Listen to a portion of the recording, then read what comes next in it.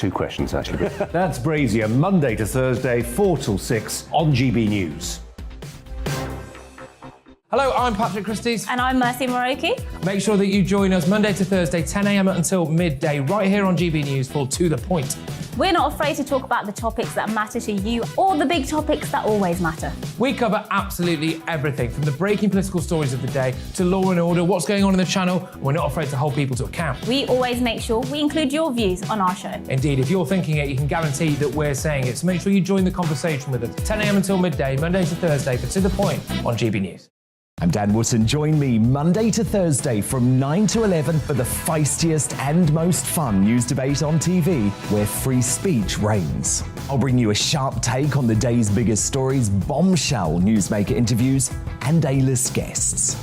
And I guarantee you, no spin, no bias, no censorship, and no reason to go to bed. That's Dan Wootton tonight, Monday to Thursdays from 9 on GB News.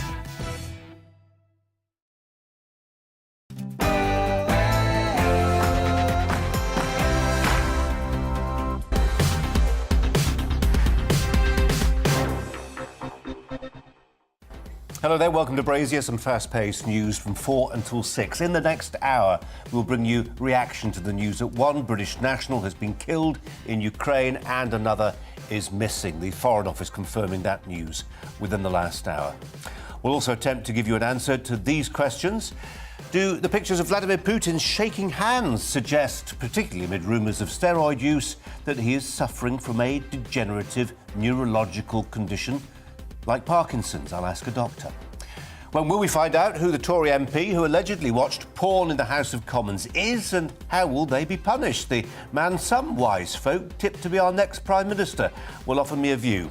Also, why have female academics gone doolally after the woman nicknamed Britain's strictest head teacher said girls didn't always fancy doing physics? That head teacher, Catherine Birbalsingh, will be with me. And are we really on the road to finding a cure for the 50,000 Brits who suffer from lupus? I'll tell you about an exciting breakthrough, and I'll do that in the company throughout the show with his views, the founder and director of the New Culture Forum, Peter Whittle. But first, here are the latest news headlines.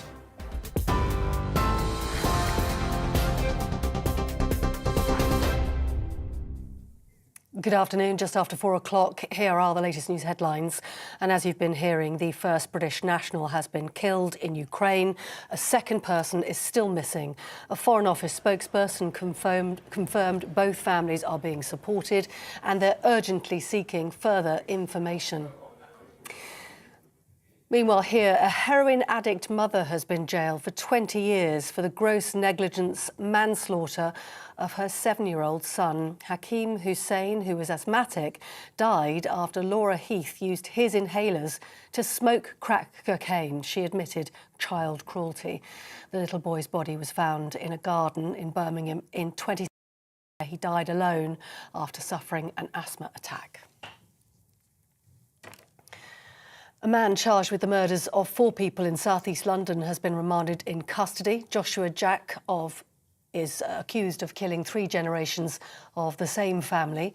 64-year-old NHS worker Dolly Hill and her 59-year-old partner Denton Burke were stabbed in their home in Bermondsey on Monday. Her daughter, Tanisha Ofori Akufo, and her granddaughter Samantha Drummonds were also attacked. The Conservative MP Jamie Wallace has been charged with failing to stop after a car crash in November last year. South Wales police say he's also been charged with failing to report a collision, driving without due care and attention, and leaving a vehicle in a dangerous position. Wallace recently came out as trans and revealed in a personal statement he was raped and blackmailed. The MP is due to appear before Cardiff Magistrates Court next month. And the Labour MP Liam Byrne has apologised after a disciplinary panel upheld allegations that he bullied a member of staff. It found that the former minister abused his position by ostracising his victim for several months. Labour is supporting the panel's recommendation that he be suspended from the Commons for 2 days.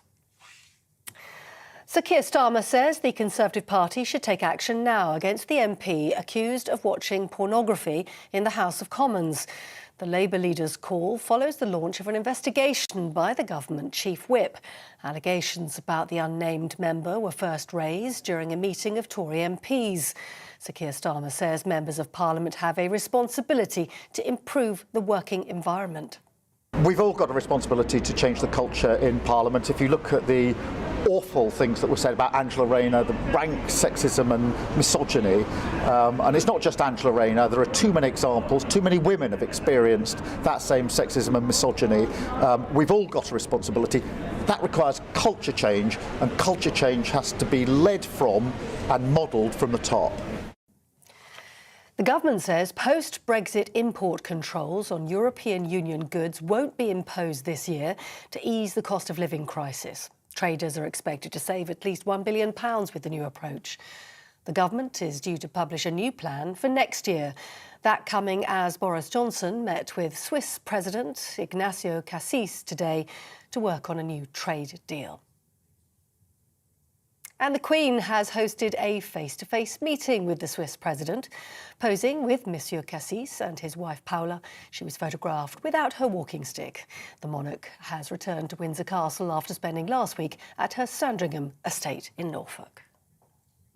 Downing Street Chief of Staff Steve Barclay is meeting managers at the Passport Office today to avert a growing crisis over processing delays. A senior government source says Boris Johnson could privatise the Passport Office amid fears that families will miss out on their summer holidays. Analysis from the agency shows the number of passports being printed is reaching the lowest number in 5 years. GBNews reporter Rosie Wright spoke to those who are waiting for their passports. I'm going to Cancun in 45 days, so I need a fast-track service. I can't get no fast-track appointments. There's available for a 10-week wait one, but in the office they're saying it's going to be longer wait, which is a lie on the system. We're off to Gran Canaria in 5 weeks, and we simply couldn't get the normal passport because it wouldn't have come in time. That's cost me a day in work, off work, and it's been just a nightmare. Well, in other news today, survivors of the Holocaust, relatives of victims and Ukrainian refugees have all taken part in the International March of the Living in Poland. The annual event begins at the gates of the former Auschwitz death camp and includes a memorial torch lighting ceremony. This year, the ceremony is also being used to highlight how the war in Ukraine is devastating people's lives. You're with GB News, more news as it happens. Now it's time for Brazier.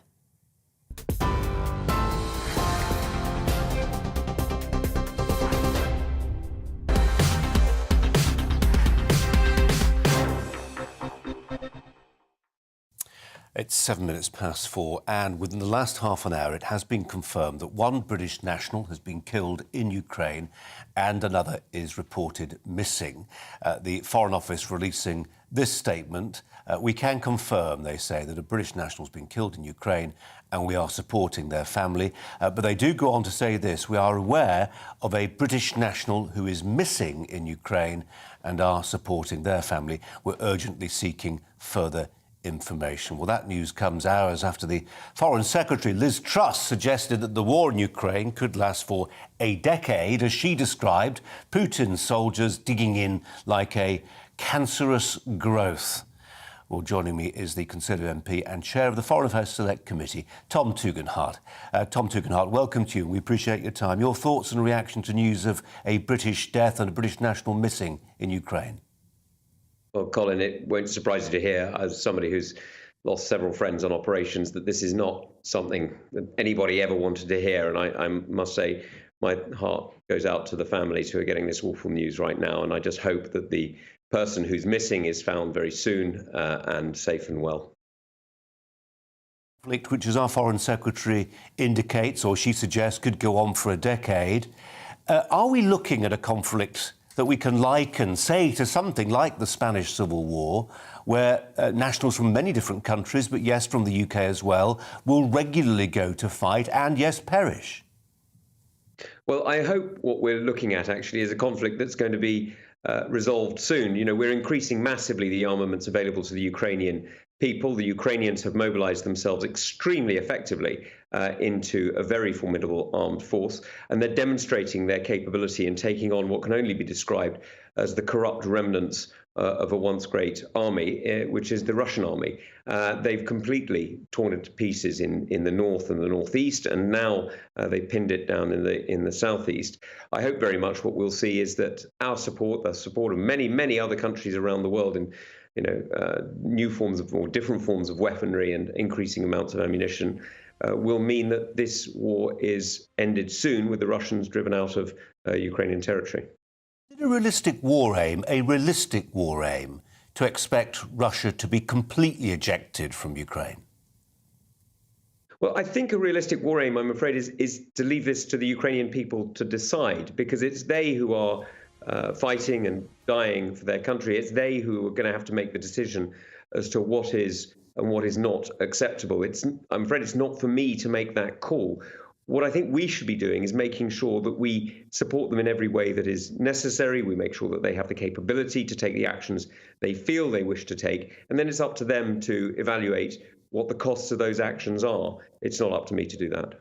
It does feel, though, however, this week of all weeks, that our involvement, the UK's involvement in this conflict, is new in terms of the level of engagement. I say that within an hour of us learning that a British national's been killed in Ukraine, one missing too. But also in the week that we heard Sergei Lavrov talk about and not just Sergei Lavrov, also the Foreign Ministry spokeswoman, say in terms we've not heard before, that the UK, NATO, but specifically the UK was mentioned, run the risk of being targeted as a NATO power involving itself in Ukraine by supplying weapons as a legitimate target for the Russians. Well, that would be a remarkable change for the Russian military doctrine. After all, they ran proxy wars throughout the 60s and 70s, where they fueled conflict with weapons and indeed training teams and people like that for years and years. And it was, if you accept the comparison, that was part of the Cold War doctrine. And we're doing less than that in many ways. We don't have training teams in Ukraine. What we're doing instead is we're just making sure the Ukrainians have the ability to defend themselves. This is actually an entirely defensive operation. I think it would be exceptionally unwise of Putin's Russia to do that. I think it would be exceptionally unwise of Putin to try and escalate this. He's already fighting on far more fronts than he possibly can manage.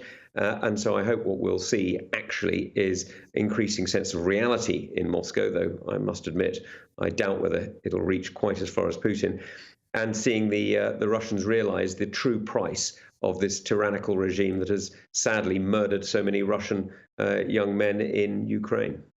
I hesitate to introduce this topic in light of what we've just been talking about, and that fatality and a British national missing and everything else that's going on in Ukraine. But we spent a lot of time yesterday on the show talking about this alleged Tory MP seen by two female MPs looking at his smartphone in the House of Commons chamber, looking at pornography.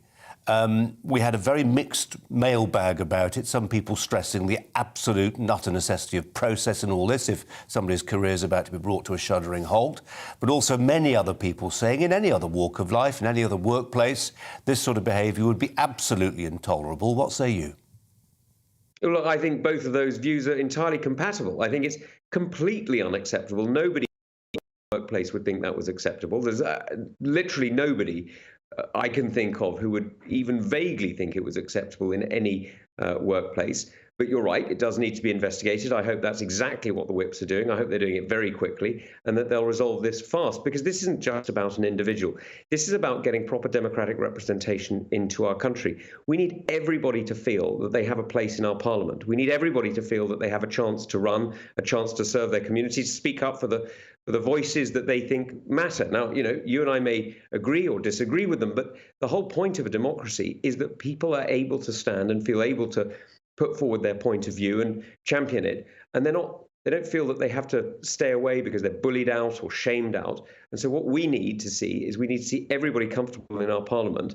And I'm afraid these actions, if they're shown to be true, are going to be absolutely incompatible with a truly functioning democracy. I'm not going to sort of aim for a bit of TV theatrics by saying, do you know who he is? I mean, if you do, you're very welcome to share. So, You know, okay. Do you think, okay, given what we just said about process, it was put to me yesterday that the individual concerned ought to retain their anonymity throughout the course of that process. Do you agree with that? Well, I think that what we've got to do is find out exactly what's going on. The problem with that is part of the process has got to be the suspension of the whip, which at that point, I'm afraid, is pretty revealing. So, I think that's a very difficult thing to achieve because the difference of being a member of Parliament and anybody else is you're representing a community, and the community has a right to know who's representing them and has a right to know on what basis and in what way you can do so. And if your actions are incompatible with a functioning workplace, then I'm afraid there are other people who have rights too, and those other people, colleagues on the, members of Parliament, but also staff, staff of your office, staff of the House of Commons also have rights, and so you need to make sure that theirs are protected too. Tom Tugendhat, appreciate your time as ever. Thanks very much. Let's turn to Peter Whittle, who's alongside me for the course of today's show to reflect. We ought to reflect first on that news, shouldn't we, about the British national reported killed by the Foreign Office, one missing, two. In a sense, this was always likely to come. Yes. And as Tom Tugendhat was suggesting, or I was suggesting Tom Tugendhat there, this is something, if this is a conflict that rages for years, we'll probably see again. Almost certainly, and obviously it's awful news. On the broader picture, I'd say, Colin, I think you mentioned the Foreign Secretary made a speech last night in the Mansion House, and I think I have to say that one's not belittling the loss of life, but it was good to hear the strength of her conviction in this. Actually, I think we have shown extraordinary support to Ukraine and the Ukrainian people. They certainly think we have. And I was pleased to hear her basically say that, backing that action with words and not backing that, not being weak, not being mealy-mouthed. Peter, you don't think we're sleepwalking into a nuclear conflict, do you? No, we are not. I mean, you have to always remember who, it is... A lot of people start saying we should not escalate this, so somehow the ball is in our court in this way. It seemed to be very cut and dried for me, unlike many people. There was an aggressor who went into this country, and basically we have done our bit in actually standing up for liberty, for a nation. Obviously there are complications, and obviously there are different circumstances, but I think that what's been impressive is that at a time where most people were writing Britain off as not having any kind of role after Brexit and all of this and being weak, if anything, the reverse has happened, I think. And I think that we should be pleased at that. But let's hope this is not a Spanish Civil War situation. Let's hope. Amen to that. Peter, we'll back to you in just a second. And we're going to go back to the war with Ukraine now, briefly. And the resurfacing of a video that has stoked rumours about the ill health of the Russian president. A clip filmed before the Russian invasion of Ukraine showed Vladimir Putin's hands shaking during a meeting with the president of Belarus, Alexander Lukashenko. It fueled further speculation regarding the state of his health after footage and images appeared to show his face bloated, coupled with a slouching posture. Maybe we're reading way too much into this, I don't know. Could it be evidence of a degenerative neurological condition like Parkinson's, the early treatment of which can include steroids, which have that bloating effect? There's a lot of circumstantials there, isn't there? But it's an important topic and one we felt worthy of ventilating with Dr. Catherine Millington-Sanders, who's an NHS GP. And we appreciate you joining us. And we are into the realms of not wild speculation. I mean, this is something that, sad to say, is an all too common condition and a very debilitating one.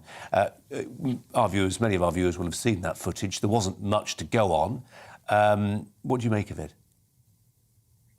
Thank you very much for inviting me today. So for viewers, let's just cover exactly. So Parkinson's is the fastest growing neurological condition in the world, and there is currently no cure. So every hour, 2 more people are diagnosed. So that's about 18,000 people every year, with 10 million people worldwide who are living with Parkinson's.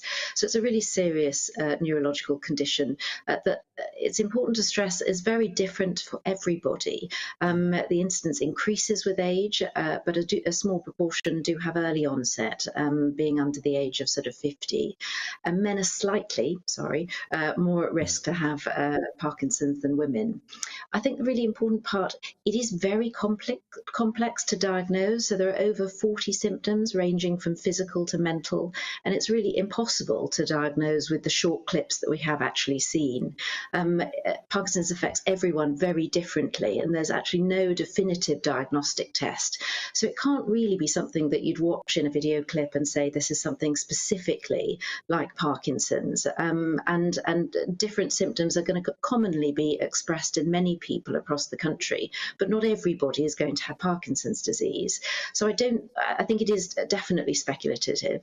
I didn't personally see the tremor, watched the video clips, and obviously, so common symptoms that we can come to are things like tremor, small handwriting, sometimes loss of smell, trouble sleeping, trouble moving or walking, so you can get stiff arms and legs, or maybe your arms and legs don't swing like they used to. You can be constipated, you can have a low or soft voice, or you can have a sort of expressionless or reduced expression on your face.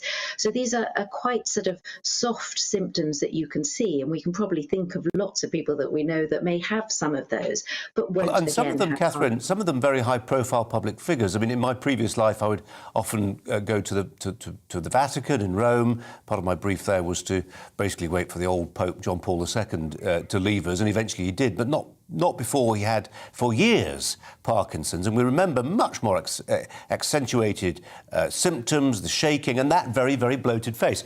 Am I right to assert that actually steroid use is something, not as a treatment for early signs of Parkinson's?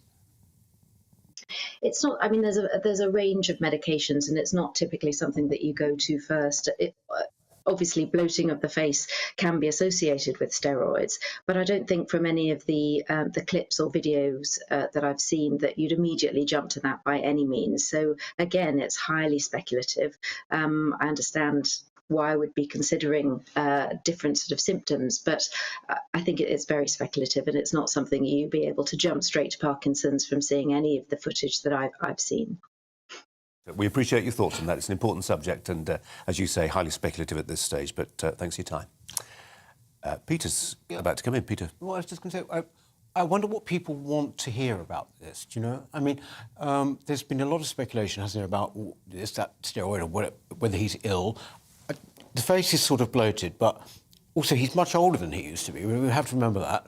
But, I mean, what would be a good or a bad thing? Would it be if he is ill? Is that going to make him more erratic? What is good news in this situation? Well, the key question actually for Catherine there, and I should have put it to her, but it was my understanding from John Paul II, for instance, that though he looked a wreck, actually it didn't affect his ability to process things. I think it does. No, it absolutely doesn't. Catherine Hepburn famously had Parkinson's. Yeah. What? OK, yeah. Peter, we're going to move on, but we'll come back to you shortly. Now, Prince Andrew is an innocent man in the eyes of the law. He's not been convicted of any offence in a criminal or civil court, not here nor abroad, but that has not stopped a group of municipal politicians from taking symbolic action against him.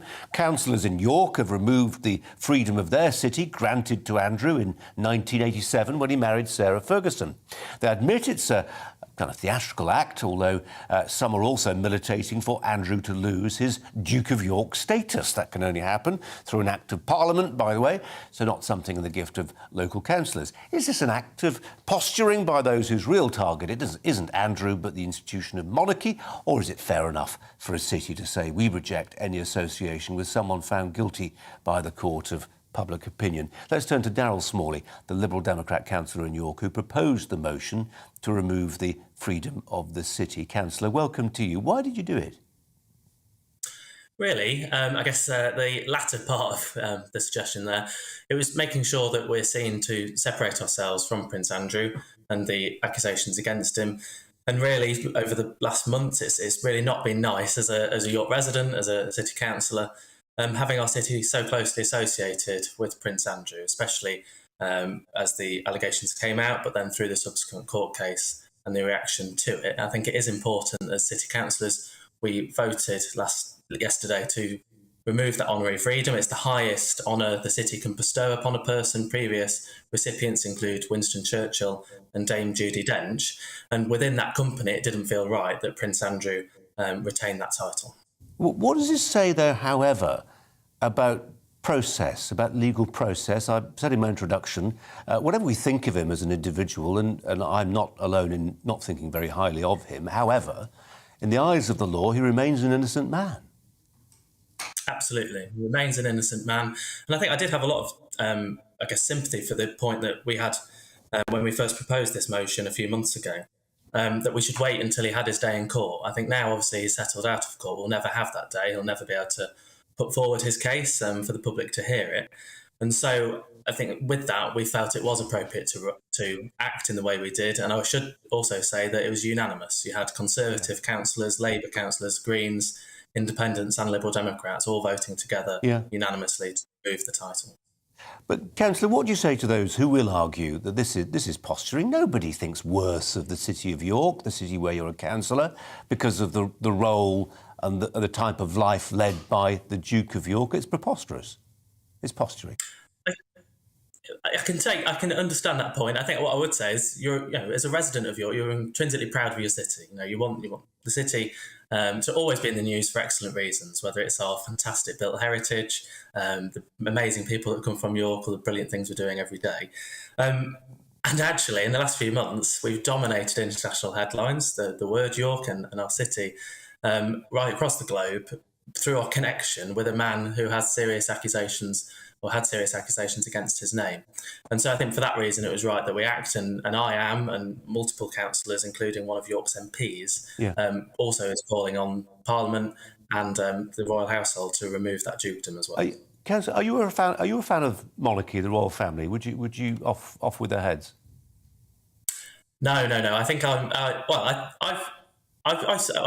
not a Republican nor an ardent monarchist. But we did have people speaking who are massive monarchists who, for the reason of protecting the monarchy, they want to see the monarchy last hundreds more years, and they see actually close associations with Prince Andrew as doing the monarchy quite significant harm.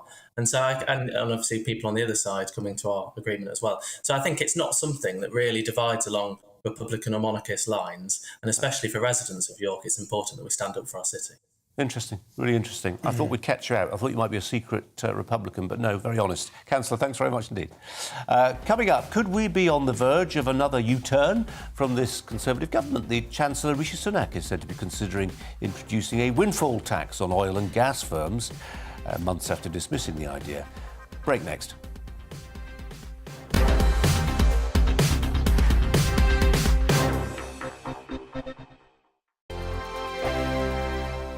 Hello, I'm Michelle Dewberry, and you can join me every weekday 6 till 7 on Jubes and Kerr. Me and my panel will get stuck right into the day's events, and I can tell you, in fact, I can warn you, expect some robust debates, some strong opinions and perspectives from both sides of the fence. It's about you at home as well. I love to read out all of your comments, or at least as many as I can. So join me, Michelle Dewberry, Monday to Friday, 6 till 7 on Jubes and Kerr. On radio, they call it the drive time slot, 4 p.m. until 6 p.m. as listeners head home. It's that part of the schedule when the dust of the day's events begin to clarify, and we try to make sense of it for you. Brazier is drive time for radio and TV. It's fast, it's punchy, it's opinionated, there's a Brazier angle and a little bit of levity. That's the question. That's two questions, actually. That's Brazier, Monday to Thursday, 4 till 6 on GB News. Hello, I'm Patrick Christie's. And I'm Mercy Moroki. Make sure that you join us Monday to Thursday, 10 a.m. until midday, right here on GB News for To The Point. We're not afraid to talk about the topics that matter to you, or the big topics that always matter. We cover absolutely everything, from the breaking political stories of the day to law and order, what's going on in the channel. We're not afraid to hold people to account. We always make sure we include your views on our show. Indeed, if you're thinking it, you can guarantee that we're saying it. So make sure you join the conversation with us, 10 a.m. until midday, Monday to Thursday, for To The Point on GB News. I'm Dan Wootton. Join me Monday to Thursday from 9 to 11 for the feistiest and most fun news debate on TV, where free speech reigns. I'll bring you a sharp take on the day's biggest stories, bombshell newsmaker interviews, and A-list guests. And I guarantee you, no spin, no bias, no censorship, and no reason to go to bed. That's Dan Wootton tonight, Monday to Thursdays from 9 on GB News.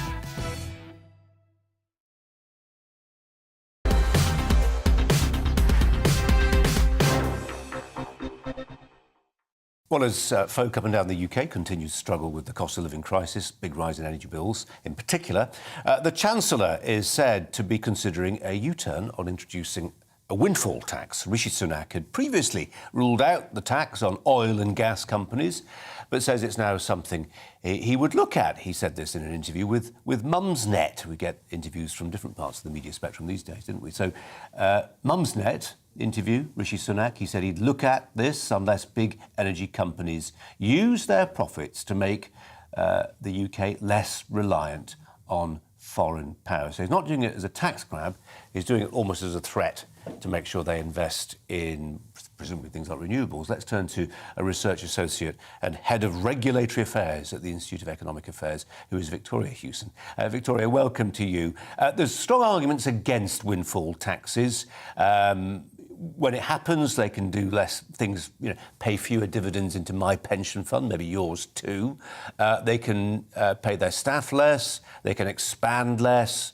It sends out a bad signal to red-blooded capitalists in terms of what they can expect to recoup from their investments and the risks they take. But there are arguments for it.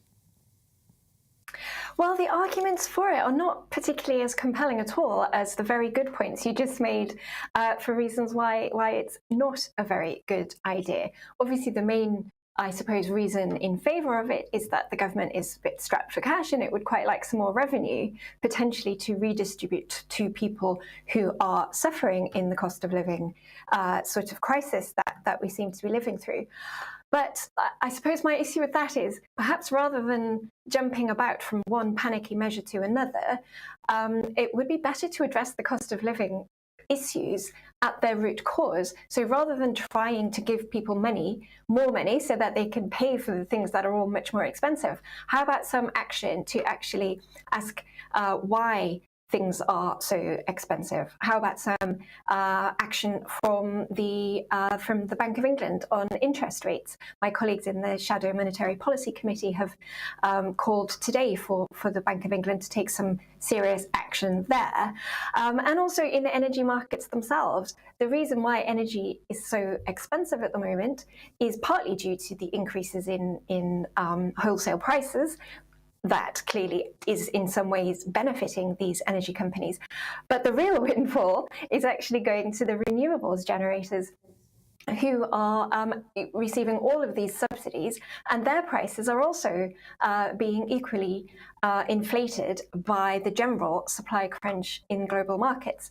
And yet nobody seems to be particularly interested in sort of punitive taxes on the benefits that they're experiencing.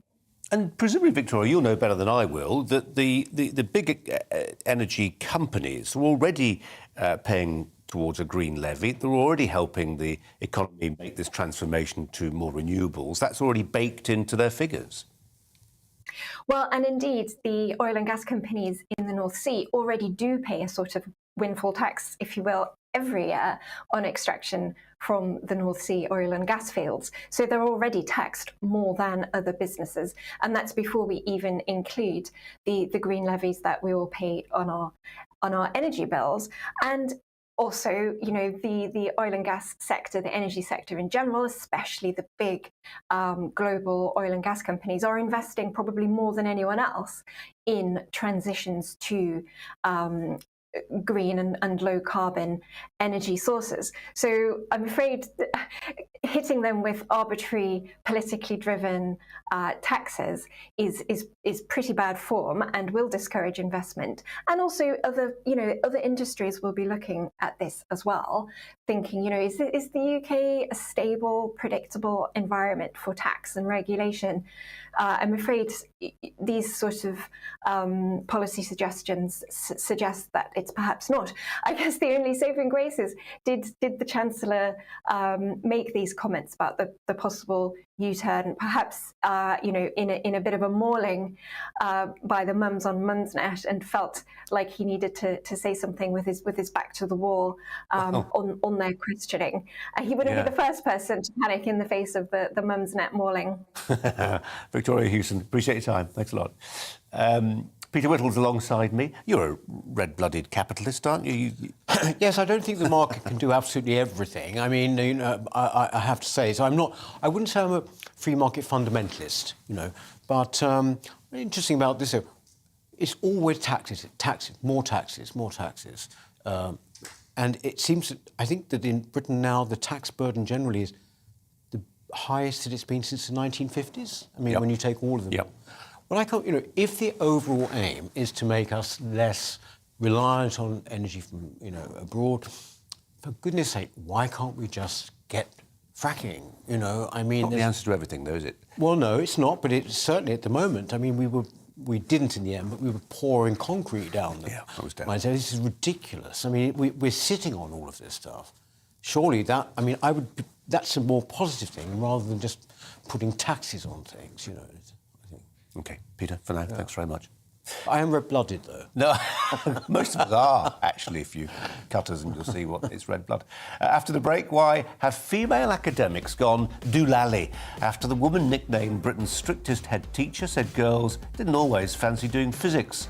That head teacher, Catherine Birble-Singh, will join me. First, the latest news headlines with Polly.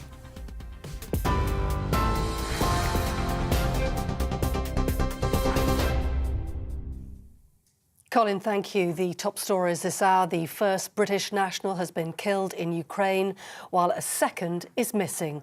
The Foreign Office spokesperson confirmed both families are being supported. A small number of serving British personnel are believed to have gone absent without leave to join the resistance against the Russian invasion in Ukraine. Boris Johnson has said the behaviour of an MP caught watching pornography on his phone in the House of Commons is unacceptable in any workplace. It follows the Labour leader, Sir Keir Starmer, calling for the Conservative Party to take action now against the MP after allegations were raised during a meeting of Tory MPs. The government chief whip has launched an investigation. A heroin addict mother has been jailed for 20 years for the gross negligence and manslaughter of her 7-year-old son. Hakeem Hussein died from an asthma attack after Laura Heath had used his inhalers to smoke crack cocaine. His body was found in a garden in Birmingham in 2017. A man has been remanded in custody after appearing in court charged with the murders of 4 people in southeast London. Joshua Jacques is accused of killing 3 generations of the same family. 64-year-old NHS worker Dolit Hill and her 59-year-old partner Denton Burke were stabbed in their home in Bermondsey on Monday. Her daughter Tanisha Euphoria Kufa and her granddaughter Samantha Drummonds were also attacked. And the Conservative MP Jamie Wallace has been charged with failing to stop and driving without due care after a car crash in November last year. Wallace recently came out as trans and revealed in a personal statement he'd been raped and blackmailed. The MP is due to appear before Cardiff Magistrates Court next month. The government says post-Brexit import controls on European Union goods won't be imposed this year to ease the cost of living crisis. Traders are expected to save at least £1 billion with the new approach. And the announcement comes as Boris Johnson met with Swedish President Ignacio Cassis to work on a new trade deal. On TV, online and on your radio via DAB+, you're with GB News. Brazier's back in just a moment.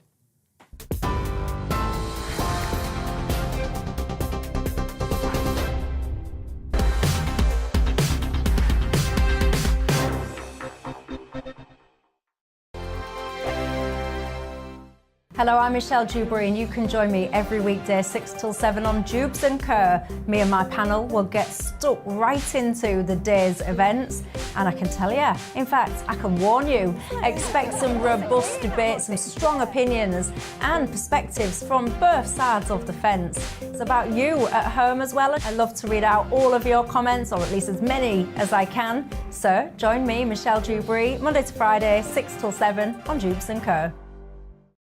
On radio, they call it the drive time slot, 4 p.m. until 6 p.m. as listeners head home. It's that part of the schedule when the dust of the day's events begin to clarify, and we try to make sense of it for you. Brazier is drive time for radio and TV. It's fast, it's punchy, it's opinionated, there's a Brazier angle and a little bit of levity. That's the question. That's two questions, actually. That's Brazier, Monday to Thursday, 4 till 6 on GB News. Hello, I'm Patrick Christie's. And I'm Mercy Moroki. Make sure that you join us Monday to Thursday, 10 a.m. until midday, right here on GB News for To The Point. We're not afraid to talk about the topics that matter to you or the big topics that always matter. We cover absolutely everything, from the breaking political stories of the day to law and order, what's going on in the channel. We're not afraid to hold people to account. We always make sure we include your views on our show. Indeed, if you're thinking it, you can guarantee that we're saying it. So make sure you join the conversation with us, 10 a.m. until midday, Monday to Thursday, for To The Point on GB News. I'm Dan Wootton. Join me Monday to Thursday from 9 to 11 for the feistiest and most fun news debate on TV, where free speech reigns. I'll bring you a sharp take on the day's biggest stories, bombshell newsmaker interviews, and A-list guests. And I guarantee you, no spin, no bias, no censorship, and no reason to go to bed. That's Dan Wootton tonight, Monday to Thursdays from 9 on GB News.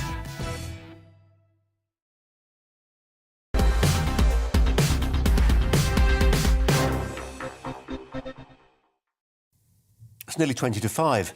Science academics have reacted with fury to the words of a head teacher who was asked why girls often choose not to study physics at A-level. Well, these words came from Catherine Birbalsingh, who I do admit to being an admirer of for her determination in helping poor kids by creating a teaching environment where they can actually learn. Ms Birbalsingh was appearing before the Science and Technology Committee, where she told MPs that physics was a subject that girls often don't fancy, partly because it involves a lot of hard maths. We can all testify to that, can't we? The hard maths bit, at least. It seemed a fairly innocuous comment, but to fellow female educators, this was an act of heresy. These university academics may not be teaching difficult kids from sink estates like Ms Birbalsingh does, but they were furious nonetheless. And given their science backgrounds, you might expect the language they deployed to condemn Ms Birbalsingh to be that bit more precise, if anything. As you'll see, it was almost hysterical. Take Dame Athene Donald, a professor of experimental physics and master of Churchill College, Cambridge, who described the comments as terrifying. Terrifying. Dr Jess Wade, a physicist at Imperial College London, said Ms Birbalsingh was, quote, closing doors to exciting careers in physics for generations of young women. Closing doors for decades to come? Wow. For having the temerity to suggest girls sometimes didn't like physics. Catherine Birbalsingh, head teacher at the Michaela Academy, joins me now to reflect on that. Catherine, welcome to you. You've stirred up a hornet's nest. They're not very happy with you. No, they aren't. And, you know, I do find it interesting how they're saying I'm stopping girls from doing science when our 2019 GCSE results, the last time there were national exams, our Progress 8 put our maths department as top in the country, our science department as the third best in the country. All of our children do double or triple science up to GCSE. Now, we were talking at the committee about why children across the country why girls might not take STEM. And I was explaining... So, Catherine, I know what STEM is because I'm a parent, but just STEM meaning... Yeah, so engineering, maths, all the sciences, yeah. And they wanted to know why that was. And I said, well, there are various reasons, environmental reasons, cultural reasons. And for 20 minutes, I spoke about those cultural reasons, why girls might not take those subjects. And I said it was important to address those cultural issues, just as we have done at Michaela, which is, of course, one of the reasons why we get such great maths results and such great science results. I then was asked specifically about Michaela. And so I explained that our A-levels in biology and chemistry have 65% girls, but our physics A-level has 16%, which is, of course, far fewer. And they said, well, why is that? Why is that? Now, what I ought to have done was explain that I feel we have controlled for the environmental issues. I talked at length about bringing in a variety of different role models to have people, and I said it was hard for head teachers. Where do you get speakers to come in? I just go on Twitter because of who I am, and I say, come and speak at my school, and I get a variety of people who come in. Much more difficult for other head teachers. And of course, when you get people to come in and speak, you think about making sure that you address some of your vulnerable groups, and you show them people in various fields who might be female or who might be ethnic minority and so on. We do all of that. We also have excellent teaching and excellent discipline. And I explained at length why girls might not take science if they are in an environment which is more chaotic, because it's the vulnerable groups in the end that end up falling off the side. Catherine, your girls are taking science. As you've made clear, 65% chemistry and biology. They are taking science, but they're just not taking physics. Exactly. So I was saying, look, we have got an environment here where the girls are really doing this stuff. We have controlled for various issues that are environmental. And so there must be something else going on, right? Maybe they don't want to do physics. And the fact is that most kids, when they say they don't want to do physics, whether they're girls or boys, they say they don't want to do it because of the hard maths. And they like science, but they'd rather do biology or chemistry. I also made the point that I'm not saying biology is easier. Biology is just as hard. It's just different. It's hard in a different way. And girls, my girls, prefer that. Now, of course, they cut the quote in such a way so it made it look like I was saying girls across the country, that's the case. And I had spent 20 minutes talking about all of the environmental factors that I thought might contribute to girls not choosing science. Catherine, they did a number on you. They did a number on you. And they did a number on you because you're the czar for social mobility, because you're somebody who stands up for the idea of creating a disciplined environment where children can learn. Deeply unfashionable, happens to be true. They don't like it. Yes, although I would say that, when I was saying girls might naturally not want to do it, I was defending the choices of my girls. And I was saying, look, they have been in an environment where we have looked after the culture as such, and I don't believe that they are not choosing physics because they're somehow being brainwashed or by being influenced by this negative culture. And I think the reason why some of these people are convinced, well, there must be, is because they believe unless you have 50% girls, 50% boys, and unless you have equal representation of the national picture, you are then somehow letting children down. And I would say that that's the wrong goal to have. The evidence is out there to show that women are generally more empathetic and that men are more systematic. That does not mean that there are not brilliant female scientists, brilliant women physicists. I've got a lot of my staff here, science and maths, who are female, and they are brilliant. So I'm not saying that's not possible. Of course, it's more than possible.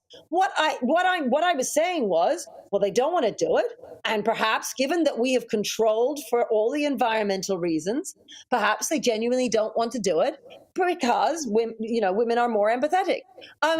It's just, we've got the wrong goals. It's right to create an environment where we encourage all children. The 50 thing isn't a goal. It's a dogma. It's a religious dogma that defies the reality of people's life choices on the ground. I've got Peter Whittle alongside me, Catherine, who's got a view on this. He's going to put that to you, yes. Peter. I mean, Catherine, I would just simply take it as one massive compliment. When they attack like this, particularly when they use the language they use, which we hear in all sorts of different areas now of public life. It's just that, you have committed a heresy. You've gone against what they call the blob. This, you spent your life doing it. I've been to Catherine's school, actually. I mean, and it's a wonderful, wonderful school. So frankly, I think I think you are annoying the right people. Well, I don't mean to annoy them. And I was a bit clunky with my language, and I get that. And unfortunately, the press always see me coming and they sit there waiting, and then they take something and they cherry pick it and they put it out there without explaining that I spent 20 minutes talking about the environmental reasons for why girls might not take science, and that I was giving advice on how to help schools achieve what we have achieved. They've ignored all of that, and they take one little thing and then say that I'm, as you've just quoted, Colin, that I'm preventing girls choosing sciences for decades. For generations. I mean, it's just... For generations. For generations. And, what's slightly chilling about it is these are people, really, who are dealing in, these are empiricists. These are people you would expect to be really careful about how they measure things. And that's loose language. It's loose language, and it's ad hominem, and it's directed at you. Anyway, I've made my feelings clear. Catherine Bibblesing, thank you so much, and good luck with your physics A-level students this year. Thanks a lot. Thank you very much. We'll reflect on that a bit. Do we need to reflect on that a bit more? No, we've done it justice, haven't we, I think? I think, well, yes, but I mean, it is... She's remarkably courageous, She is. Catherine. She puts up with a lot, for sure. And she's turning lives around in that part of the UK. Coming up, there's been a huge breakthrough for people suffering with lupus in the UK. About 50,000 do right now, and scientists think they found a genetic link that could lead to a cure. We'll speak to a GP about that. First, the weather. Hello, I'm Alex Deakin with your latest weather update from the Met Office. This dry April continues. Another fine day tomorrow, probably a bit more sunshine tomorrow for many of us, and as a result, feeling a little warmer. It's dry because of high pressure. There is low pressure and weather fronts threatening to edge in as we go towards the weekend. But for the time being, high pressure remains in control, bringing most of us a dry evening. There are one or two showers just scattered across the far north of Scotland. And we'll see cloud increasing perhaps a little bit through the night across the southeast. Small chance of a shower here. But for most, it's dry and fine. We've had a lot of cloud across eastern England today. That'll stick around overnight. Further west, largely clear skies. And another pretty chilly one. Pockets of frost likely over parts of northern England and Northern Ireland. In rural spots, we could be as low as -3. So a fresh start to Friday, but a fine and sunny day by and large. Many places seeing a bit more blue sky compared to today. Again, it will be eastern parts of England that stay predominantly cloudy. There's a small chance of a shower here and one or two scattered showers over eastern Scotland. In the east, temperatures still below average, but elsewhere with sunny spells, feeling pretty pleasant really, up to 15, 16, maybe 17 Celsius. Again, through Friday evening, if you're heading out, temperatures dropping under what will be largely clear skies for the vast majority, but just some signs of a change as rain starts to trickle into the northwest. Again, with clear skies, a cold start to Saturday, but at the moment, the first day of the bank holiday weekend looks pretty good for most of England and Wales. Dry, fine with sunny spells, but for Scotland and Northern Ireland, clouding over on Saturday with some rain trickling in. And as a result, it'll feel cooler here as that damp weather spreads its way steadily southwards. Eventually, some of that rain cropping up across Northern England, parts of North Wales as well, all from this weather system, which is just squeezing away this area of high pressure. And that means that for England and Wales, Sunday will be cloudier with a few showers around. Bye for now. I'm Liam Halligan. Join me every weekday at 1 p.m. for On the Money, your daily dose of economics, business and consumer news. I got 25 years experience covering economics and finance. We hold grown-up discussions with a host of experts who really know their stuff. We can't buy gas and store it. That was a mistake, wasn't it? I think it was a mistake. Even you, Liam, don't have a crystal ball. Inflation's a real threat. Every weekday at 1, you're On the Money.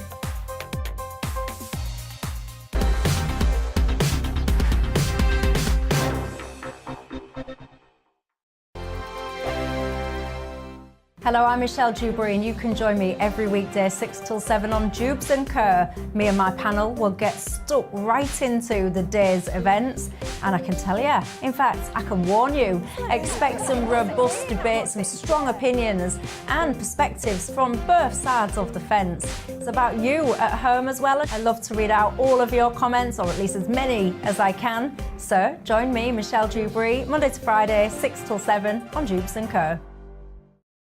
On radio, they call it the drive time slot, 4 p.m. until 6 p.m. as listeners head home. It's that part of the schedule when the dust of the day's events begin to clarify, and we try to make sense of it for you. Brazier is drive time for radio and TV. It's fast, it's punchy, it's opinionated, there's a Brazier angle and a little bit of levity. That's the question. That's two questions, actually. That's Brazier, Monday to Thursday, 4 till 6 on GB News. Hello, I'm Patrick Christie's. And I'm Mercy Moroki. Make sure that you join us Monday to Thursday, 10 a.m. until midday, right here on GB News for To The Point. We're not afraid to talk about the topics that matter to you or the big topics that always matter. We cover absolutely everything, from the breaking political stories of the day to law and order, what's going on in the channel. We're not afraid to hold people to account. We always make sure we include your views on our show. Indeed, if you're thinking it, you can guarantee that we're saying it. So make sure you join the conversation with us, 10 a.m. until midday, Monday to Thursday, for To The Point on GB News. I'm Dan Wootton. Join me Monday to Thursday from 9 to 11 for the feistiest and most fun news debate on TV, where free speech reigns. I'll bring you a sharp take on the day's biggest stories, bombshell newsmaker interviews, and A-list guests. And I guarantee you, no spin, no bias, no censorship, and no reason to go to bed. That's Dan Wootton Tonight, Monday to Thursdays from 9 on GB News.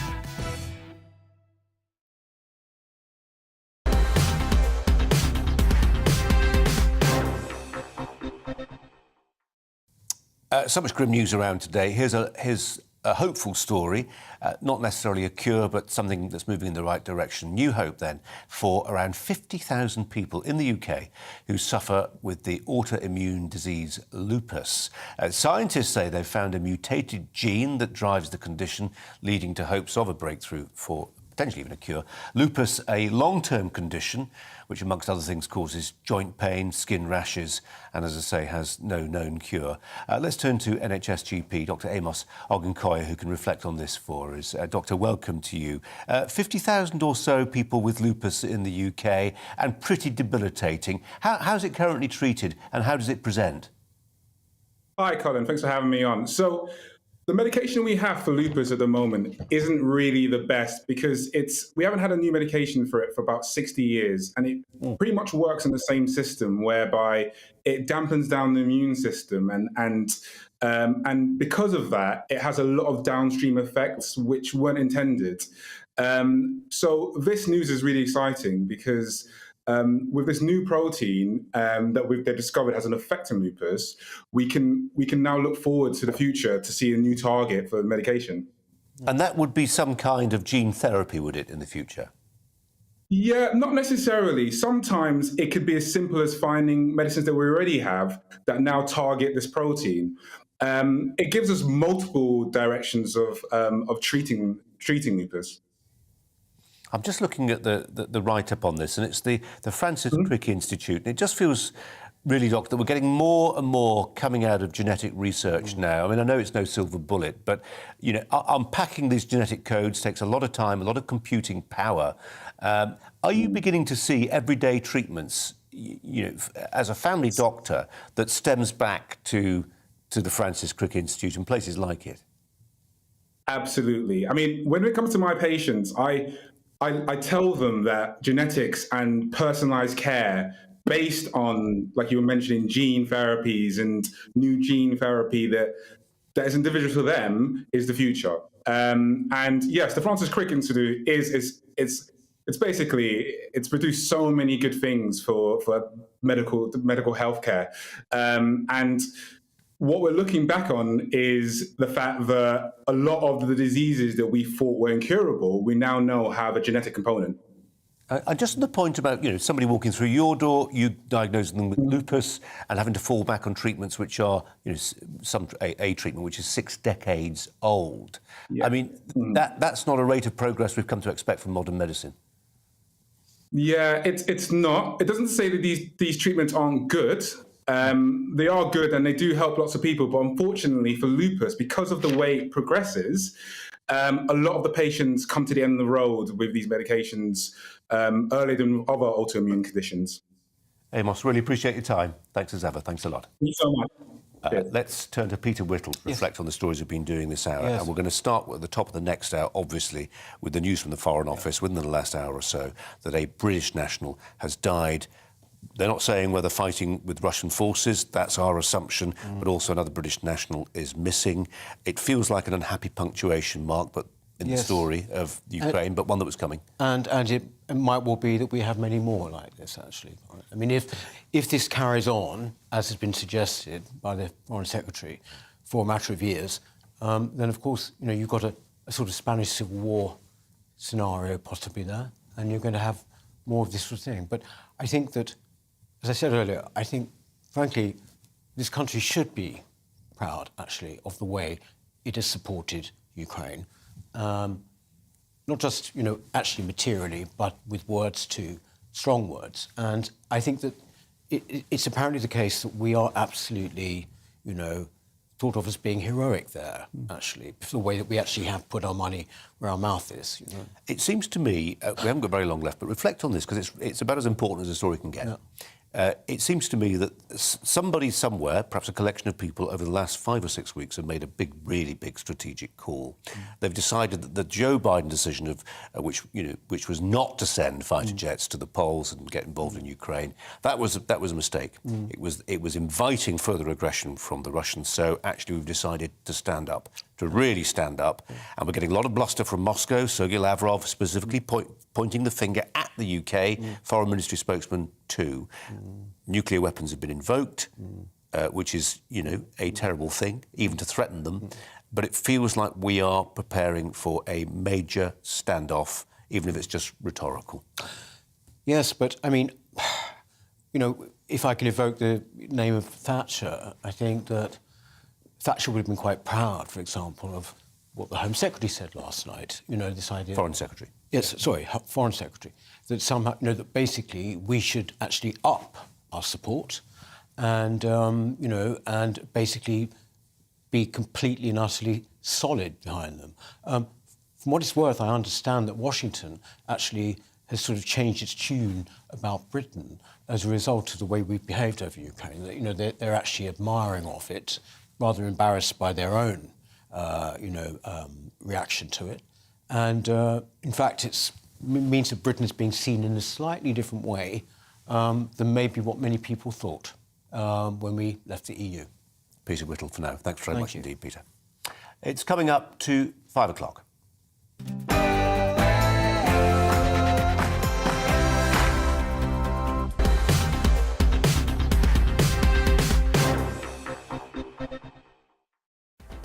And we're going to bring you more reaction to the news that one British national has been killed in Ukraine and another is said to be missing. The chair of the Defence Committee, MP Tobias Ellwood, will join me to talk about that. Michael Fallon, a former Defence Secretary too. We'll also attempt to give you an answer to these questions. Why are Britain's jails being told to avoid euphemisms? No more calling prisoners clients who live in rooms rather than cells. What difference will it make? Plus, when, if at all, will we learn the identity of the Tory MP who allegedly watched porn in the House of Commons? I'll talk to someone who, I suspect, knows who's in the frame. And as the man who played Spider-Man says he's giving up acting in pursuit of a more ordinary life, I'll speak to the actor who left Coronation Street to start making cheese. One of those headlines. Alongside me throughout today's show, the founder of the New Culture Forum, Peter Whittle. But first, the headlines with Polly.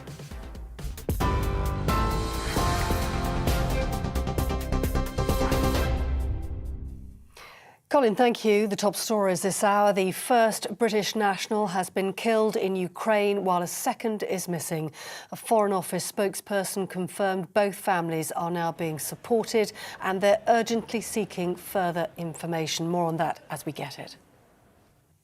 Meanwhile, a heroin addict mother has been jailed for 20 years for the gross negligence and manslaughter of her 7-year-old son. Hakeem Hussein, who was asthmatic, died after Laura Heath used his inhalers to smoke crack cocaine. She admitted child cruelty. The little boy's body was found in a garden in Birmingham in 2017, where he died alone after suffering an asthma attack. The Prime Minister has said the behaviour of an MP caught watching pornography on his phone in the House of Commons is unacceptable in any workplace. Boris Johnson says the case would need to go through the appropriate complaints procedure as his chief whip launches an investigation. It follows the Labour leader calling for the Conservative Party to take action now against the MP. Sir Keir Starmer says members of Parliament have a responsibility to improve the working environment. We've all got a responsibility to change the culture in Parliament. If you look at the awful things that were said about Angela Rayner, the rank sexism and misogyny, and it's not just Angela Rayner, there are too many examples, too many women have experienced that same sexism and misogyny. We've all got a responsibility. That requires culture change, and culture change has to be led from and modelled from the top. The Conservative MP Jamie Wallace has been charged with failing to stop after a car crash in November last year. South Wales Police say he's also been charged with failing to report a collision, driving without due care and detention, and leaving a vehicle in a dangerous position. Wallace recently came out as trans and revealed in a personal statement he'd been raped and blackmailed. The MP is due to appear before Cardiff Magistrates Court next month. A man charged with the murders of 4 people in south-east London has been remanded in custody. Joshua Jacques is also accused of killing 3 generations of the same family. Our Home and Security editor Mark White was at Westminster Magistrates Court. 28-year-old Joshua Jacques appeared in the dock wearing a prison-issue grey tracksuit. He spoke only to confirm his name, his date of birth and his home address in Lewisham in south-east London.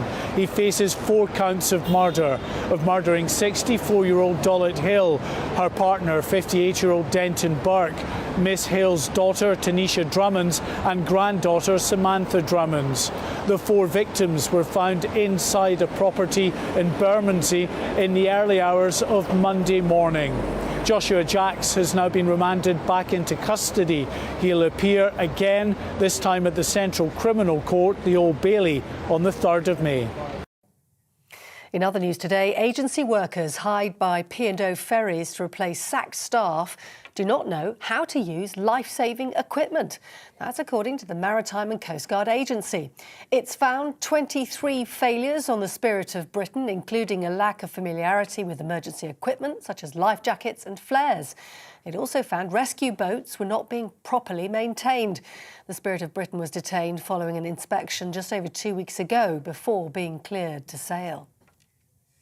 Downing Street Chief of Staff Steve Barclay is meeting managers at the Passport Office today to avert a growing crisis over processing delays. A senior government source says Boris Johnson could privatise the Passport Office amid fears that families will miss out on their summer holidays. Analysis from the agency shows the number of passports being printed is reaching the lowest number in 5 years. Bulgaria says it's confident it can replace its entire Russian gas supply after Russian company Gazprom cut the country off. Supplies to Bulgaria and Poland were halted after the countries refused to pay in rubles. Ukraine's President Volodymyr Zelensky described the move as blackmail. Gazprom is continuing to supply gas to Europe via Ukraine. The government says post-Brexit import controls on European Union goods won't be imposed this year in an effort to ease the cost of living crisis. Traders are expected to save at least £1 billion with the new approach. The government's going to publish a new plan for next year. That, as Boris Johnson met with the Swiss President Ignacio Cassis today to work on a new trade deal. And the Queen has hosted a face-to-face meeting with the Swiss president. Posing with Mr Cassis and his wife Paola, she was photographed without her walking stick. The monarch has returned to Windsor Castle after spending last week at her Sandringham estate. This is GB News. More news as it happens. Now more from Brazier.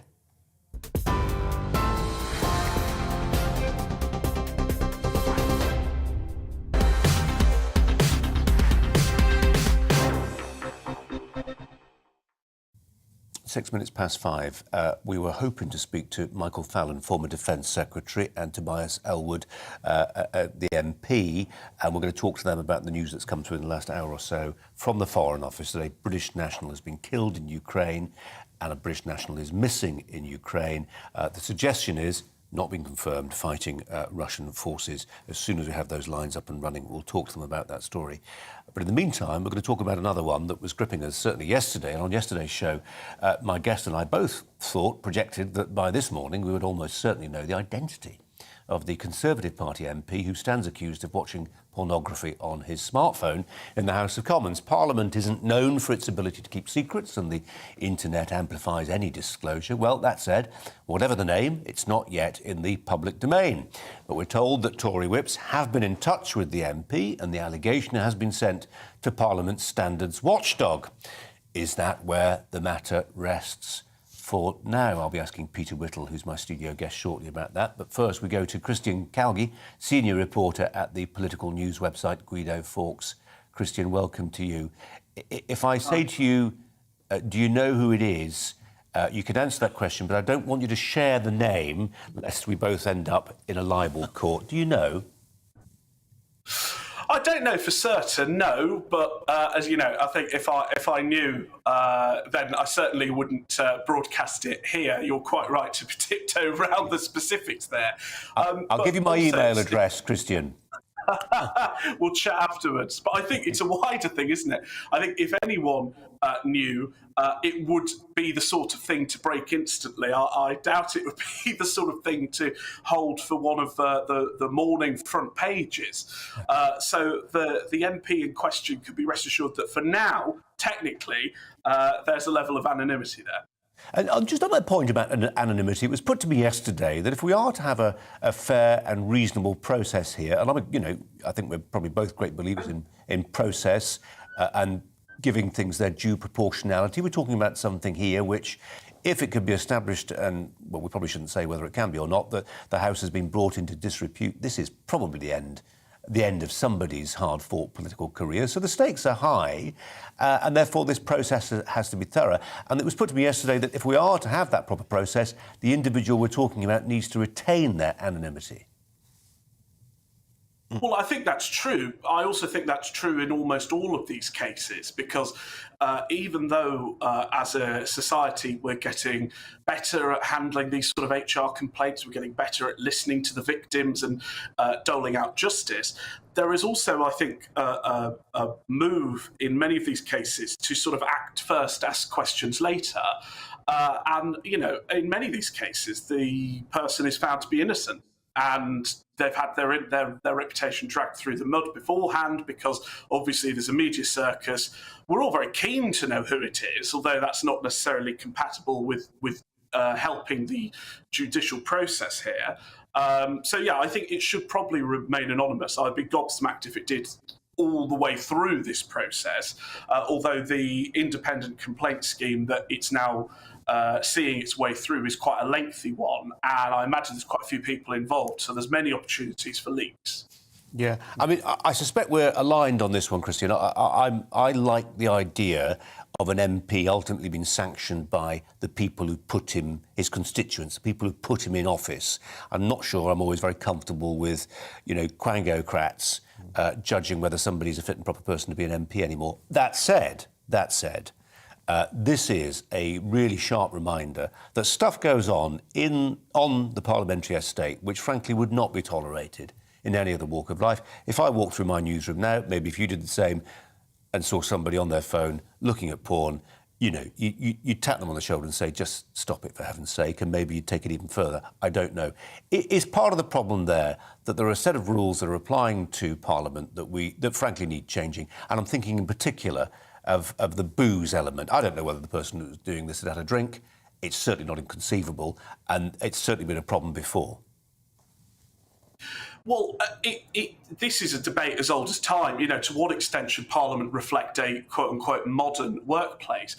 The problem, of course, is I find the existence of pubs and bars on the estate, and I think I'm probably in a minority here to not be offensive, because, of course, Parliament is not a normal workplace, not just because alcohol and politics go back centuries and I think play a very important role in the process, but also it operates on a sort of MPs clock in at midday, they're often voting till 9-10 o'clock at night. The question then would be, do we make it a 9-to-5 industry? Now that's beyond the scope of this particular story, but as it is, the socialising in Parliament is not offensive to me. But I also think that a lot of people very senior ministers we've seen today blaming this on a wider culture in Parliament. Well, anyone who knows me knows that I like a drink on the parliamentary estate. I am often there late. I'm very sociable. Never once have I felt a compulsion to follow in the steps of this MP and look at the material they have been reportedly looking at. So I think it's all very well to look at the wider culture, but ultimately this is an individual issue. But it's not, it's not a one-man thing. I'm just thinking through today. We've had Jamie Wallace MP charged with a driving offence. We've had the Rayner Legs debate going on. We've had a Labour MP accused of sexism. We've had a Labour MP suspended for 2 days for bullying. I mean, the whole place is just falling apart at the seams now. It does seem like we're in the last days of Rome. Although, as a minister said a few weeks ago, the last days of Rome were somewhat more fun than this. Christian Calgie, if you wouldn't mind holding on for a couple more minutes, because both Michael Fallon and our other guest who are due to talk about Ukraine are not in the building, so to speak, yet. I want to just put some of the points you were raising to Peter Whittle, who's alongside me. And actually what I'll start by doing, Peter, is this email. Hello, Colin. Why do politicians need to have their phones in the House of Commons? Surely it's a distraction when they should be concentrating on the important matters at hand. Well, I think that's a very good point, actually. I mean, why should you? And, you can see, can't you? You can see them on their phones. And I think they might be answering constituents' emails. Absolutely, they could. Absolutely, they could. I think the thing with this is that it's sort of these things get so blown up, Colin. I mean, obviously it's a stupid thing to do, and if you were in any other workplace, basically, people would. You said, I think you would tell someone to stop doing it or whatever. That was it, and there it should sort of end. I think really, but we live in this kind of very hyperbolic society now where everything becomes this massive thing. Frankly, I think a lot of people will be sort of like thinking, oh, my God, there, but for the grace of God go I, because I'm sure it's not the first time people have looked at porn in the House of Commons, in the whole building, probably. Okay. It's just that he got caught, or whoever it is got caught. Mm-hmm. I'm not sure. I think it might be a bit harder line than you on this one, Peter. All right, OK. Thanks very much. We'll say thank you to Christian Calgie, by the way, because we've managed to get the technology working. And we're going to move on to the story that we've been leading with for the last hour and more. And that is the confirmation that one British national has been killed in Ukraine and another is said to be missing. The Foreign Office has released two statements. The first reading, we can confirm that a British national has been killed in Ukraine and we are supporting their family. Goes on to say, we are aware of a British national who's missing in Ukraine and are supporting their family. We are urgently seeking further information. It's news that comes, several hours after the Foreign Secretary, Liz Truss, suggested that the war in Ukraine could last for a decade, as she described Putin's troops digging in like what she described as a cancerous growth. Let's turn to the Conservative MP and Chair of the Defence Select Committee, Tobias Ellwood. Tobias Ellwood, appreciate your time. Thank you. There are suggestions this is a fatality caused by fighting with the Russians. We don't know that. I mean, it's a dangerous part of the world. It could just be, for all we know, a road traffic accident. But it's not unreasonable, I think, to expect, sadly, this to be the first of if Liz Truss is right, and this carries on being a conflict for years, the first of what may be several British casualties, men and women going to fight in Ukraine. Yes, I mean, as your programme has been illustrating for some time, how dangerous Ukraine has become. And this is absolutely tragic news. The FCDO will be working with Ukrainian authorities to establish more of the details, specifically with the person who is missing. And there will be a dedicated Home Office police support team now tasked to look after the family of the bereaved family and provide all the support that they need. But the government has been very clear. All Britons were urged to leave Ukraine back in February. And I know that there's been much discussion, particularly in the vets communities, of a real desire to want to go and head out, play a part, support the Ukrainians, particularly given the heroism, the resilience that they've been showing. That's absolutely understandable. But I make the plea again, as I've done before. If you don't speak the language, you're likely to put yourselves and indeed others in danger. And there are other ways that you can provide humanitarian support and military support through our own official military structures, rather than going out there offering your help and assistance to the Ukrainians at this time. Yeah, I mentioned Liz Truss earlier. I mean, she, and I'm not making a big point out of it, but of course, when she was first asked, she gave a very honest answer. We like politicians giving very honest answers, and she said, maybe Brits want to think about going out there and fight. And if she's right that this is a conflict that goes on for anything up to a decade, and obviously nobody's got a clue, then this runs the risk of being more like, say, the Spanish Civil War, which continues, as it did then, to drawing nationals from lots of different countries with people who feel massively conscientiously engaged with the conflict.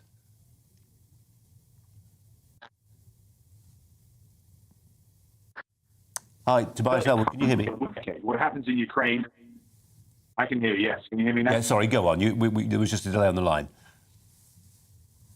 Well, I'm saying that this conflict cannot go on for a decade. We must not allow it to go on for a decade. We are involved in it. We have skin in the game. We need to determine what success looks like.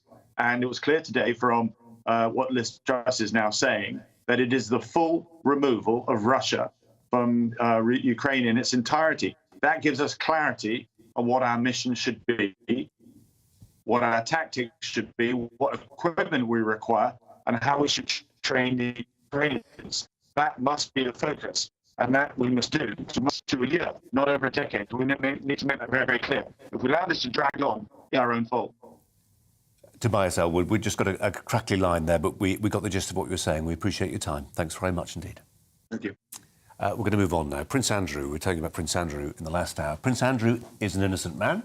In the eyes of the law, he's not convicted of any offence in a criminal or civil court, not here nor abroad. But that has not stopped a group of municipal politicians from taking what they consider to be a symbolic type of action against him. This is councillors in York. They've removed the freedom of their city, granted to Andrew in 1987 when he married Sarah Ferguson.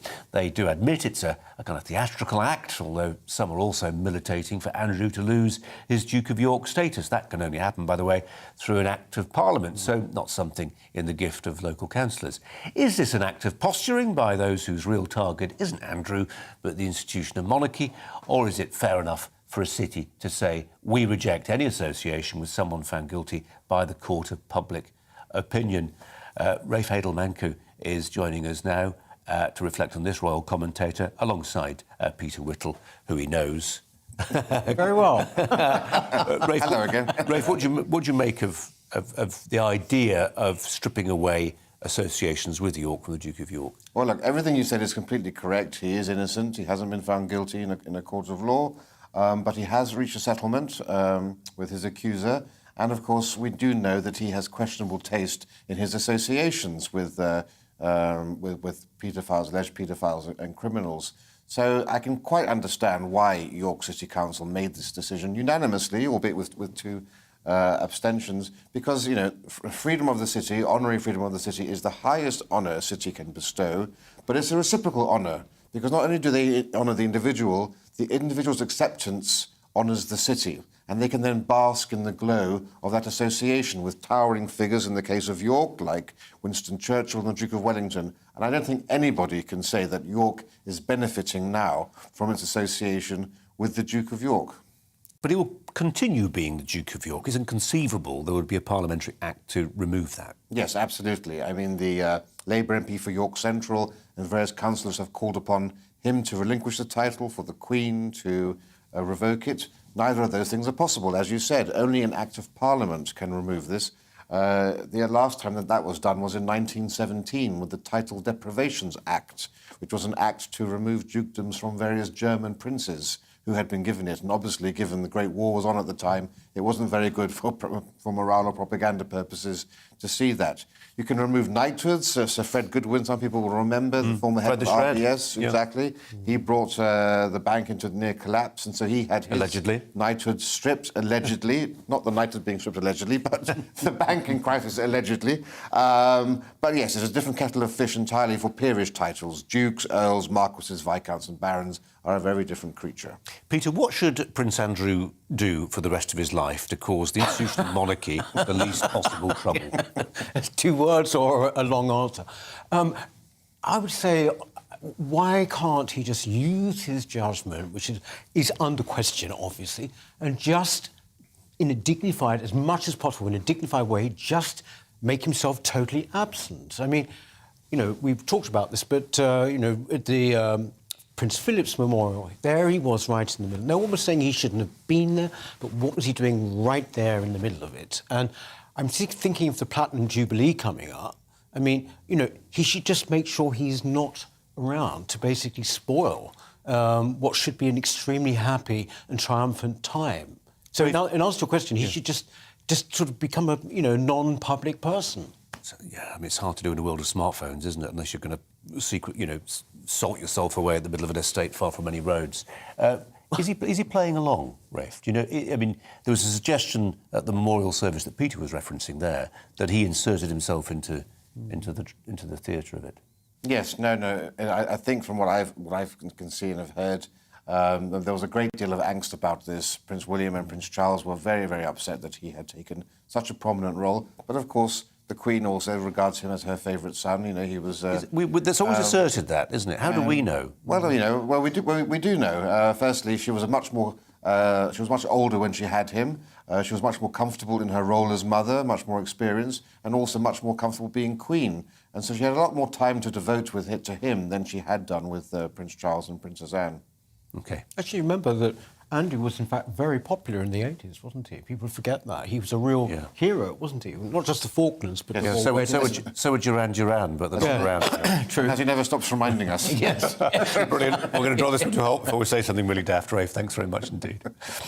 Coming up after the break, a new style guide issued by the Justice Secretary, Dominic Raab, says prison staff should avoid calling cells rooms and that people who have left jail should not be described as service users, instead ex-offenders. What difference might that make? First, here's the weather.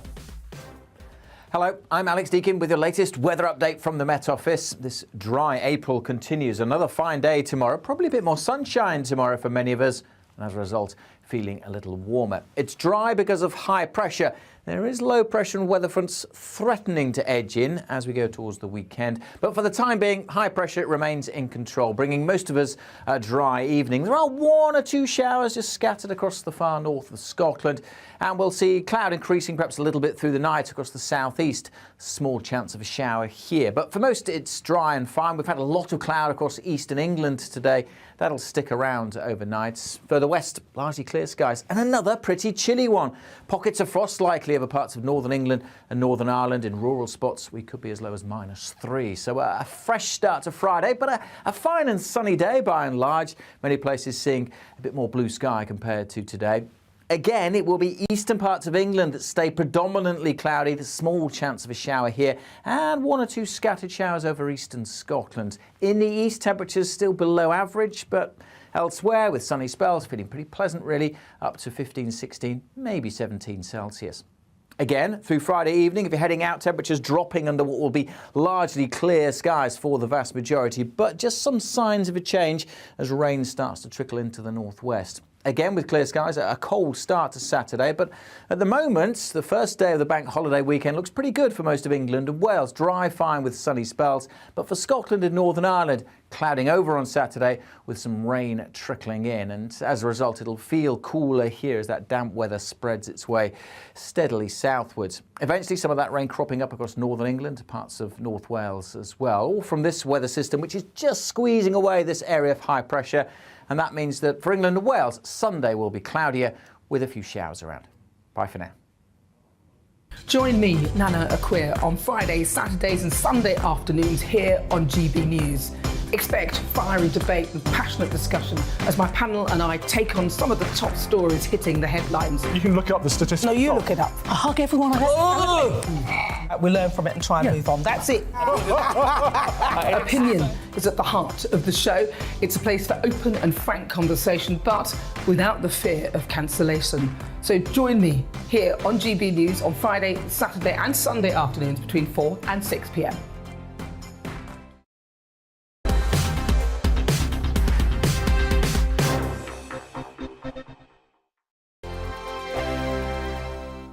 Hello, I'm Michelle Dewberry, and you can join me every weekday 6 till 7 on Jubes and Kerr. Me and my panel will get stuck right into the day's events, and I can tell you, in fact, I can warn you, expect some robust debates, some strong opinions and perspectives from both sides of the fence. It's about you at home as well. I love to read out all of your comments, or at least as many as I can. So join me, Michelle Dewberry, Monday to Friday, 6 till 7 on Jubes and Kerr. On radio, they call it the drive time slot, 4 p.m. until 6 p.m. as listeners head home. It's that part of the schedule when the dust of the day's events begin to clarify, and we try to make sense of it for you. Brazier is drive time for radio and TV. It's fast, it's punchy, it's opinionated, there's a Brazier angle and a little bit of levity. That's the question. That's two questions, actually. That's Brazier, Monday to Thursday, 4 till 6 on GB News. Hello, I'm Patrick Christie's. And I'm Mercy Moroki. Make sure that you join us Monday to Thursday, 10 a.m. until midday, right here on GB News for To The Point. We're not afraid to talk about the topics that matter to you, or the big topics that always matter. We cover absolutely everything, from the breaking political stories of the day to law and order, what's going on in the channel. We're not afraid to hold people to account. We always make sure we include your views on our show. Indeed, if you're thinking it, you can guarantee that we're saying it. So make sure you join the conversation with us, 10 a.m. until midday, Monday to Thursday, for To The Point on GB News. I'm Dan Wootton. Join me Monday to Thursday from 9 to 11 for the feistiest and most fun news debate on TV, where free speech reigns. I'll bring you a sharp take on the day's biggest stories, bombshell newsmaker interviews, and A-list guests. And I guarantee you, no spin, no bias, no censorship, and no reason to go to bed. That's Dan Wootton tonight, Monday to Thursdays from 9 on GB News.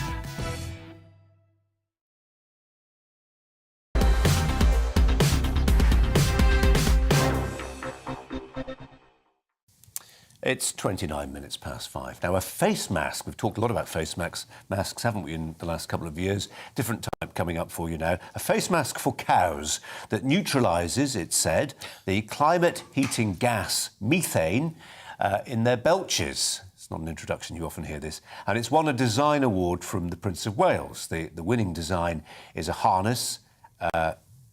Is that? Yes, there's the harness. Apologies if you're listening on radio. It sort of fades into the blackness of the Frisian's face, but there it is. It's a harness that fits around the cow's head, which converts the beast's methane emissions into CO2 and water vapour in real time. Is it workable? Let's turn to the farmer, Gareth Wynne-Jones, who normally joins us from his farm in North Wales, but I'm delighted to say he's come to the big smoke. Wow. I've just been on the tube for the second time. That was scary. Second time in your life? Yeah, second time in my life. I'm not going again. Get a taxi back. Did you get some funny looks in your best gear? Well, yeah. I think the hat and everything, you know, just don't fit in. It was like Crocodile Dundee. Well, welcome to London. So you mainly you're a sheep farmer, but you've got some dairy. No, we've got some beef cows. You've got some beef? Yeah, so we run about 300 head of beef cows. Methane. Address the question, because I know there's some data recently that says the idea that methane actually breaks down after about a decade in the atmosphere, so it's less of a problem. Right. Yes. Yeah, definitely less. If you follow Frank Mittler and some of the work he's been doing in the States, absolutely amazing. This is a waste of time, really, you know. And especially when I've been walking around London, seeing everything that's coming out of the back ends of cars and people here, I think that is an utter joke. Cows have been on this planet, you know, over 10,000 years, and they haven't been a problem before. It's an scapegoat, definitely an scapegoat, and they're just pushing it onto them. If they want to have a bit of fun and put masks on, up to them, you know, if it's going to sell more milk, if it's going to sell more beef, yeah, carry on.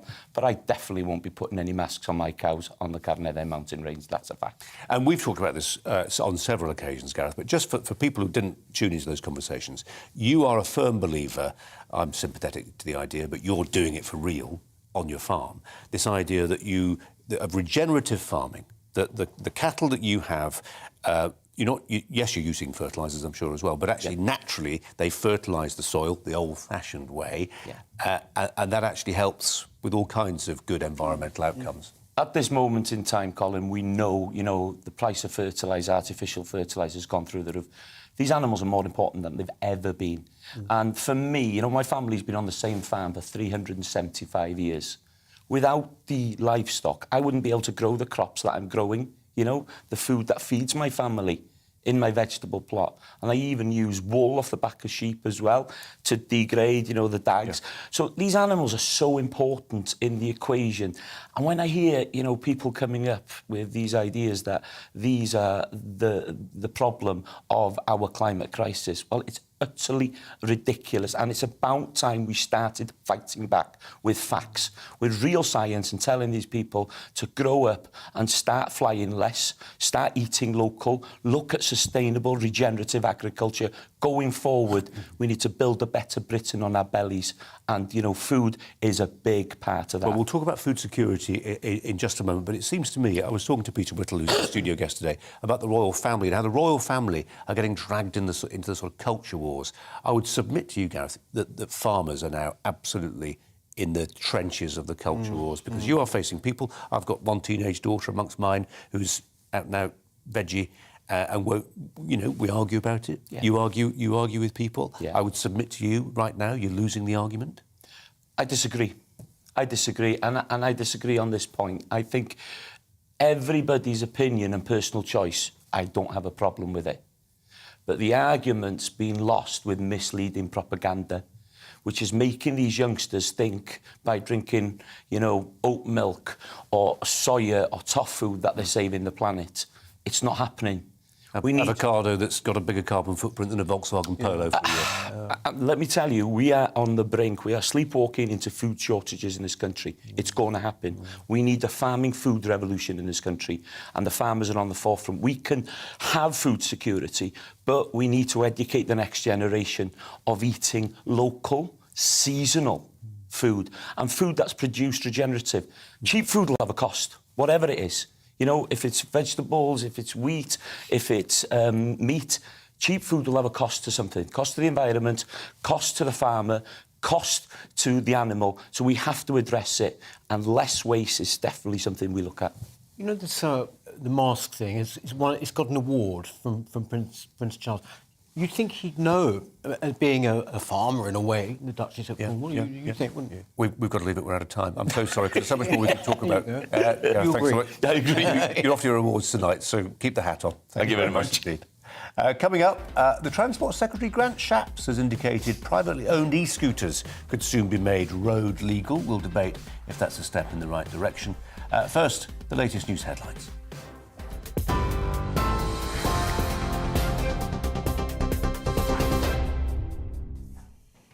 Thank you, Colin. The headlines: the first British national has been killed in Ukraine, while a second is missing. The Foreign Office spokesperson confirmed both families are being supported. A small number of serving British personnel are believed to have gone absent without the leave to join resistance against the Russian invasion in Ukraine. Boris Johnson has said the behaviour of an MP caught watching pornography on his phone in the Commons is unacceptable in any workplace. It follows the Labour leader Sir Keir Starmer calling for the Conservative Party to take action now against the MP. I think it's obviously unacceptable for anybody to be doing that kind of thing in the workplace. It would be the same for any kind of job up and down the country. I mean, let's be absolutely clear about that. What needs to happen now is that the proper procedures need to be gone through.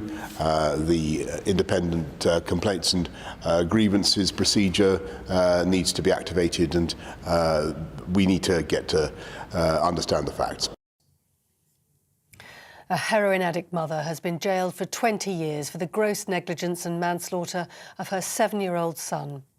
Hakeem Hussein died from an asthma attack after Laura Heath had used his inhalers to smoke crack cocaine. The little boy's body was found in a garden in Birmingham in 2017.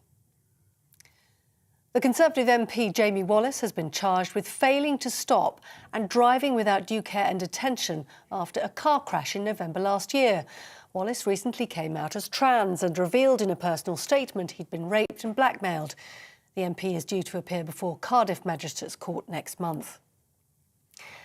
The government says post-Brexit import controls on European Union goods won't be imposed this year to ease the cost of living crisis.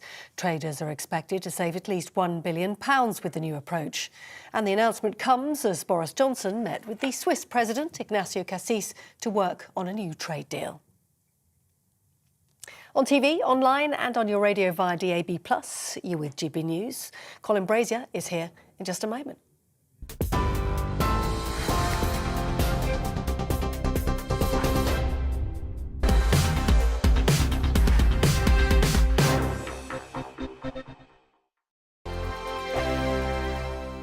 Hello, I'm Michelle Dewberry and you can join me every weekday 6 till 7 on Jubes and Kerr. Me and my panel will get stuck right into the day's events, and I can tell you, in fact, I can warn you, expect some robust debates, some strong opinions and perspectives from both sides of the fence. It's about you at home as well. I love to read out all of your comments, or at least as many as I can. So join me, Michelle Dewberry, Monday to Friday, 6 till 7 on Jubes and Kerr. On radio, they call it the drive time slot, 4 p.m. until 6 p.m. as listeners head home. It's that part of the schedule when the dust of the day's events begin to clarify, and we try to make sense of it for you. Brazier is drive time for radio and TV. It's fast, it's punchy, it's opinionated, there's a Brazier angle and a little bit of levity. That's the question. That's two questions, actually. That's Brazier, Monday to Thursday, 4 till 6 on GB News. Hello, I'm Patrick Christie's. And I'm Mercy Moroki. Make sure that you join us Monday to Thursday, 10 a.m. until midday, right here on GB News for To The Point. We're not afraid to talk about the topics that matter to you, or the big topics that always matter. We cover absolutely everything, from the breaking political stories of the day to law and order, what's going on in the channel. We're not afraid to hold people to account. We always make sure we include your views on our show. Indeed, if you're thinking it, you can guarantee that we're saying it. So make sure you join the conversation with us, 10 a.m. until midday, Monday to Thursday, for To The Point on GB News. I'm Dan Wootton. Join me Monday to Thursday from 9 to 11 for the feistiest and most fun news debate on TV, where free speech reigns. I'll bring you a sharp take on the day's biggest stories, bombshell newsmaker interviews, and A-list guests. And I guarantee you, no spin, no bias, no censorship, and no reason to go to bed. That's Dan Wootton tonight, Monday to Thursdays from 9 on GB News.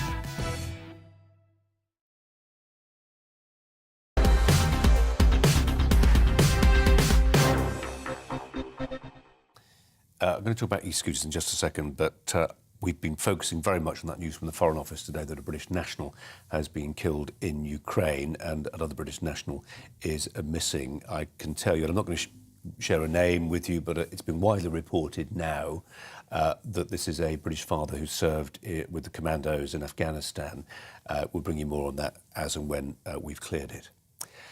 Privately owned e-scooters could soon be made road legal, the Transport Secretary Grant Shapps has indicated. Currently, e-scooters can only be used on roads in England if they are part of a trial rental scheme. They need safety features, including automatic lights, and be kept to a maximum speed of 15.5 miles per hour. Privately owned e-scooters, they can be only legally used on private land. You need quite a bit of it, don't you? However, they are frequently seen, obviously, in cities and towns across the country, making the law, frankly, a bit of an ass. Joining me for this debate, the co-owner of Personal Electric Transport, Mark Schaffer, and Nick Freeman, a solicitor who specialises in traffic and speeding offences. Gentlemen, thanks for your time, both. Mark, let's start with you. I mean, obviously, you're going to evangelise for the e-scooter, and there's no denying in our bigger cities they're increasingly ubiquitous. A lot of people hate them. Right.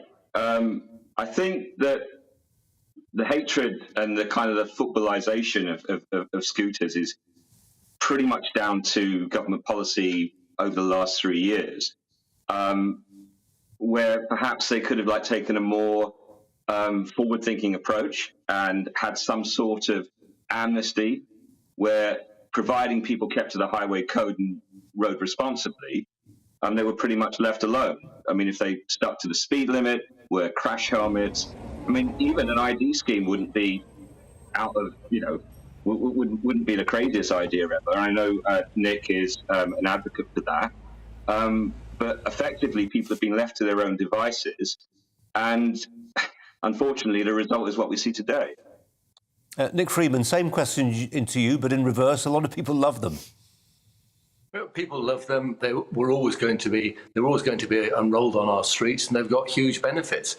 And I agree with Mark, what we need is proper regulation, specific legislation. It isn't complicated, and ideally we need an infrastructure as well to make sure that they're safe use, so that they could be compartmentalised on our roads. We're all sharing space, but they could be compartmentalised with cycles and kept away from traffic.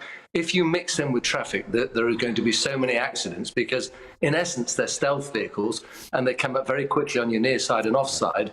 And at the moment, there isn't even a mandatory requirement you need to wear a helmet.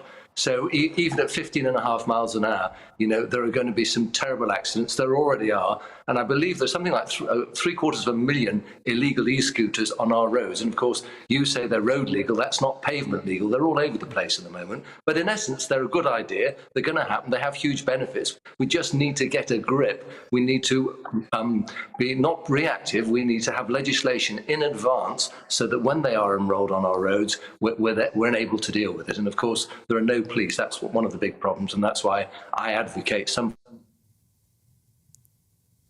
Mark, we've just lost Nick's sound. Nick's point there, Mark, about having a new road system that would segregate a lane for e-scooters. We've already got lanes for bikes. Yeah. Obviously, it's fine if you're just creating a city from scratch. We're not doing that, are we? We have congested roads, often based on complicated and ancient road networks. We've got to find a way of shoehorning these e-scooters. If there is going to be a change in the law and they're allowed to go on the roads, we've got to find a way of car, airbags, half a tonne of metal versus person on e-scooter. When they come into contact, as they invariably do already, we know that they don't keep coming off worse. You're absolutely right, Colin. And, it's quite a shock for me to find myself agreeing with Nick Freeman after some of the YouTube stuff that I've seen. Anyway, let's go on. I think that's called picking a fight. Go on, Mark. I'm not going to pick a fight. I'm not here because he's absolutely right. This needs regulation. It always needed regulation. Anyone who's a fan of micromobility and e-scooters and sees the potential has always advocated for this.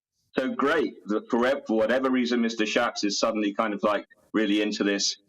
Happy days. No one's moaning about it. Now, your viewpoint on segregating traffic and scooters and bicycles, for sure. You've got pedestrians, then you've got lightweight vehicles such as bicycles, scooters, unicycles. It doesn't matter. The common denominator is that they're efficient and they're lightweight. They need to be segregated from cars, and we need joined up thinking on this. It's no good London Council disagreeing with London Council, disagreeing with London Council, who disagrees with the rest of the country. It needs a think tank. It needs well-funded government think tank, maybe cross-party, to work out how we're going to do this over the next maybe 10 or 20 years. Nick Freeman, I don't know whether it was COVID. I don't know whether it was just a sort of an outburst of sclerotic governance, but I can't recall another instance where government signally failed to uphold the law and be made to look really foolish. And that might sound a bit pettifogging, but actually it really matters. If people stop trusting the law and the people who frame it, that's really corrosive. Yeah, I think the big problem here is the law actually is already in situ. It's the Road Traffic Act. And I think what most people don't realise... It's routinely ignored, Nick, isn't it? Sorry? It's routinely ignored by people on e-scooters. The law exists. You can get penalty points, you can go to prison, you get the whole raft of punishments that a driver gets. But if you don't know who's responsible, if you don't know who's riding an e-scooter, the law is redundant, and that's why there must be identification. The government, you say they've been rather foolish. I agree, because e-scooters fall within a category where you have to wear a helmet. That just makes complete sense. And the government introduced a piece of statute, a statutory instrument in June 2020, removing this as a mandatory requirement. And it beggars belief. Why would you do that when you're mixing these scooters with cars and much heavier vehicles, and people are going to get injuries? And obviously the head is one of the most vulnerable parts of the body. So, for me, you need to have a speed limit on them. It needs to be a criminal offence to tamper with that. They need to have helmets, and ideally, and obviously identification, and ideally, I think Mark and I agree, which is always good, we do need a collaborative approach. They need to be segregated so that they're kept safe from other heavier vehicles, because, the wheels are quite small on these things. Our roads are in an appalling state, and people just fall off by themselves. And if they fall under a car or a lorry, they're fatal consequences. And we've seen it. We've seen it. The wheels may be small, but that engine packs a big punch, doesn't it? And some of them go really, really quickly. Nick Freeman and Mark Schaefer, thanks both very much indeed. Peter Whittle's alongside me, lives in London, sees a lot of these things. My point about the law being made to look a bit of an ass is that it's ridiculous that individuals can go in huge numbers to Halfords, etc., you know, I'm not singling out that company, you know, buy an e-scooter, and in theory that means they're only meant to use it on their drive. Come on, they're not using it on their drive, they're using it everywhere. Yes, it doesn't make sense, but it's this segregation thing that slightly worries me, Colin, in the sense that, I mean, you know, if you drive in London or if you just walk in London, you can see these sort of bicycle lanes completely unused, or, you know, and are they suggesting, or is it being suggested that there should be another lane for these particular? I mean, come on. I mean, you know, if you want to really, really up the whole pollution level, do it that way, because basically the traffic is just cab after cab after cab, just all backed up, all giving up pollution, you know, because, and yet at the same time these people are going, you know, sometimes it's like they're totally empty. You know, you come across Westminster Bridge, totally empty. Think of our viewers who don't live in London, Peter. Come on. I don't. I live in Windsor now, actually. But no, it's the same thing there. Same thing. Yeah. Also, I have to say, I mean, I think they look a bit silly. I mean, with grown men on them. I'm sorry, I can't. I just had to put that in. Purely aesthetically, I think that they kind of just looks kind of infantile.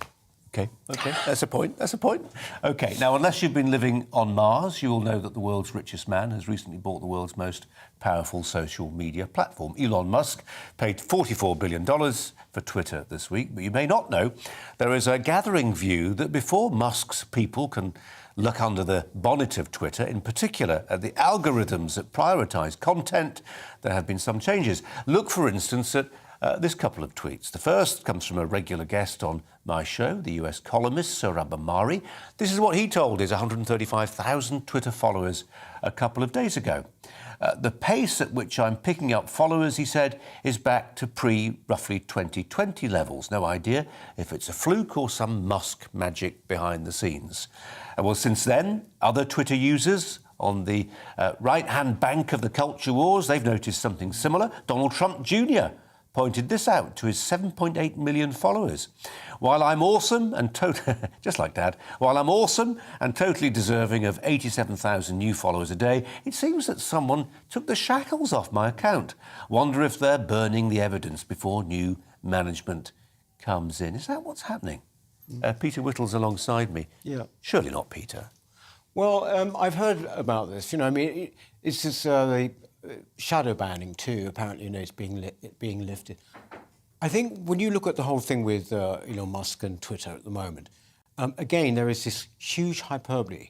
You know, if you're on Twitter, and I try to just do it once a day, twice a day, you would think, you know, that the ground had opened up. These people saying this is a shocking, you know, this terrible effect on free speech, all of that, and it's quite extraordinary. It's hysterical. And I would say that one of the reasons for that is that, well, actually, there might be more views now on Twitter.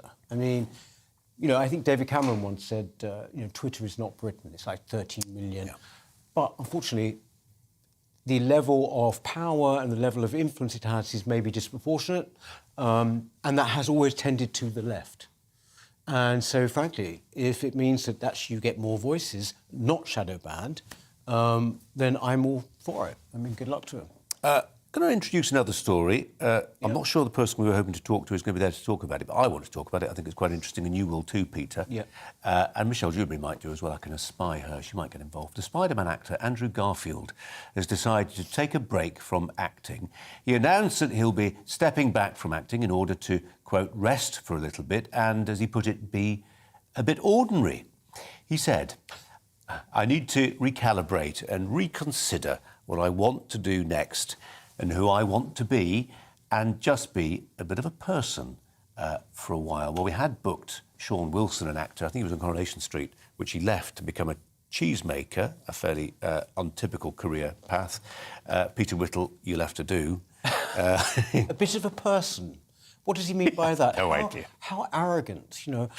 I want to be an ordinary person. You know, in showbiz, people who were not in showbiz were called civilians, you know, by people in showbiz. I mean, you know, I don't know why this guy, but I seem to remember Martin Sheen, not Martin Sheen, sorry, the guy who played Blair. Michael Sheen. Michael Sheen. Yep. He did the same thing. He was going to kind of take time off from acting to do more important things, which in his case was political activism. I don't know how basically that went. But there is a feeling about all of these sorts of things that it's in and of itself a career move, you know, in some way. But I think here we are talking about. Wasn't it? Well, and people are interested in these people. You know, my kids, Andrew Garfield, fantastic Spider-Man. Wasn't it Daniel Day-Lewis who quit an incredibly stellar acting career to become a cobbler? Have I just completely made that up? He sort of quit many times along the way, you know. But I think he quit as well at a huge peak in his career when he was on stage. I think, frankly, you know, good luck to you, but go away and do it quietly. I mean, we're not all kind of, you know, you say, you know, people are interested in them. I don't know. I think that the shine is off a lot of this celebrity now, actually, basically since the pandemic, and certainly now during the war. Well, our guest is probably, maybe he's stirring his cheeses, wrapping them up, whatever you do if you're a cheesemaker, but he's not here. So let me reflect on a couple of stories we've been covering today. There's some reaction on the Catherine Birbalsingh interview that we did. Catherine Birbalsingh, head teacher, very successful, social mobility czar, absolute authoritarian, some would say, described routinely as Britain's strictest head teacher. She's in hot water with some science academics who don't like the fact she was saying, actually, some of my girls, they love biology, they love chemistry, they do really well, but actually, for some reason, they don't take to physics. Pamela writes to say, I didn't like physics much at my girls' school because it was all about mechanics at that level. However, once I discovered quantum physics at university, I became enthralled. Peter Whittle, what do you know about quantum physics? Right, we'll move on to another story. You kind of knew the answer to that, didn't you? I want to end on a... Peter, I'm going to say thank you today because I want to end on a really serious note, and it is the news we started with at 4 o'clock, and that is that the Foreign Office have revealed in the last couple of hours that a British national has been killed in Ukraine. And there is also a second British national who is thought to be missing. I make no secret of the fact online, on reputable websites, this individual, this British national, is being named. I won't name him because we've not had it confirmed by the Foreign Office, but said to be a former Royal Marine Commando. Michelle Dewberry, I'm sure, is going to be doing something on that story and lots else besides. Michelle, hi to you. What have you got? Colin, because I wanted to tell you everything that I knew about quantum physics, but guess what, you're almost out of time, so I'll have to save that for another day. Coming up on Jubes & Co, if there's one story I am so bored of right now, it is Partygate. But one thing I also dislike is double standards. So while all the focus has been on the Tories, I'm going to be looking tonight to see what Labour have been getting up to. Also, you know, you'd be forgiven for thinking that politics in this country could do with a bit of reform. And get this, last night in the Lords, the elections bill passed. Most people don't know anything about it, but it brings big change like photo ID and changes to the Electoral Commission. Also, we'll be looking at cost of living. We all say we want the government to do more, but what about business? I say they might need to be doing more to help us as well. And lastly, a story you covered as well, prisons and prison language. All that to come at 6. Michelle, thanks very much indeed. We're really interested in that prison story. Sad to say the guests we're hoping to talk about it didn't come on. Just a reflection on a couple of the other stories we've covered today, and particularly the fact we've heard from Boris Johnson, haven't we, who's been up in Burnley talking about his criticism of a Tory MP who was seen, allegedly, using his smartphone in the House of Commons chamber and viewing pornography. George writes, was this MP allegedly viewing porn, confronted at the time by his accusers? If not, why not? One of many questions, George, that we may yet get an answer to. Jubes & Co is next. Stand by. Hello, I'm Alex Deakin with your latest weather update from the Met Office. This dry April continues. Another fine day tomorrow, probably a bit more sunshine tomorrow for many of us, and as a result, feeling a little warmer. It's dry because of high pressure. There is low pressure and weather fronts threatening to edge in as we go towards the weekend. But for the time being, high pressure remains in control, bringing most of us a dry evening. There are 1 or 2 showers just scattered across the far north of Scotland. And we'll see cloud increasing perhaps a little bit through the night across the southeast. Small chance of a shower here. But for most, it's dry and fine. We've had a lot of cloud across eastern England today. That'll stick around overnight. Further west, largely clear skies. And another pretty chilly one. Pockets of frost likely over parts of northern England and Northern Ireland. In rural spots, we could be as low as -3. So a fresh start to Friday, but a fine and sunny day by and large. Many places seeing a bit more blue sky compared to today. Again, it will be eastern parts of England that stay predominantly cloudy. There's a small chance of a shower here and 1 or 2 scattered showers over eastern Scotland. In the east, temperatures still below average, but elsewhere with sunny spells, feeling pretty pleasant really, up to 15, 16, maybe 17 Celsius. Again, through Friday evening, if you're heading out, temperatures dropping under what will be largely clear skies for the vast majority, but just some signs of a change as rain starts to trickle into the northwest. Again, with clear skies, a cold start to Saturday, but at the moment, the first day of the bank holiday weekend looks pretty good for most of England and Wales. Dry, fine with sunny spells, but for Scotland and Northern Ireland, clouding over on Saturday with some rain trickling in. And as a result, it'll feel cooler here as that damp weather spreads its way steadily southwards. Eventually, some of that rain cropping up across northern England, parts of North Wales as well, all from this weather system, which is just squeezing away this area of high pressure. And that means that for England and Wales, Sunday will be cloudier with a few showers around. Bye for now.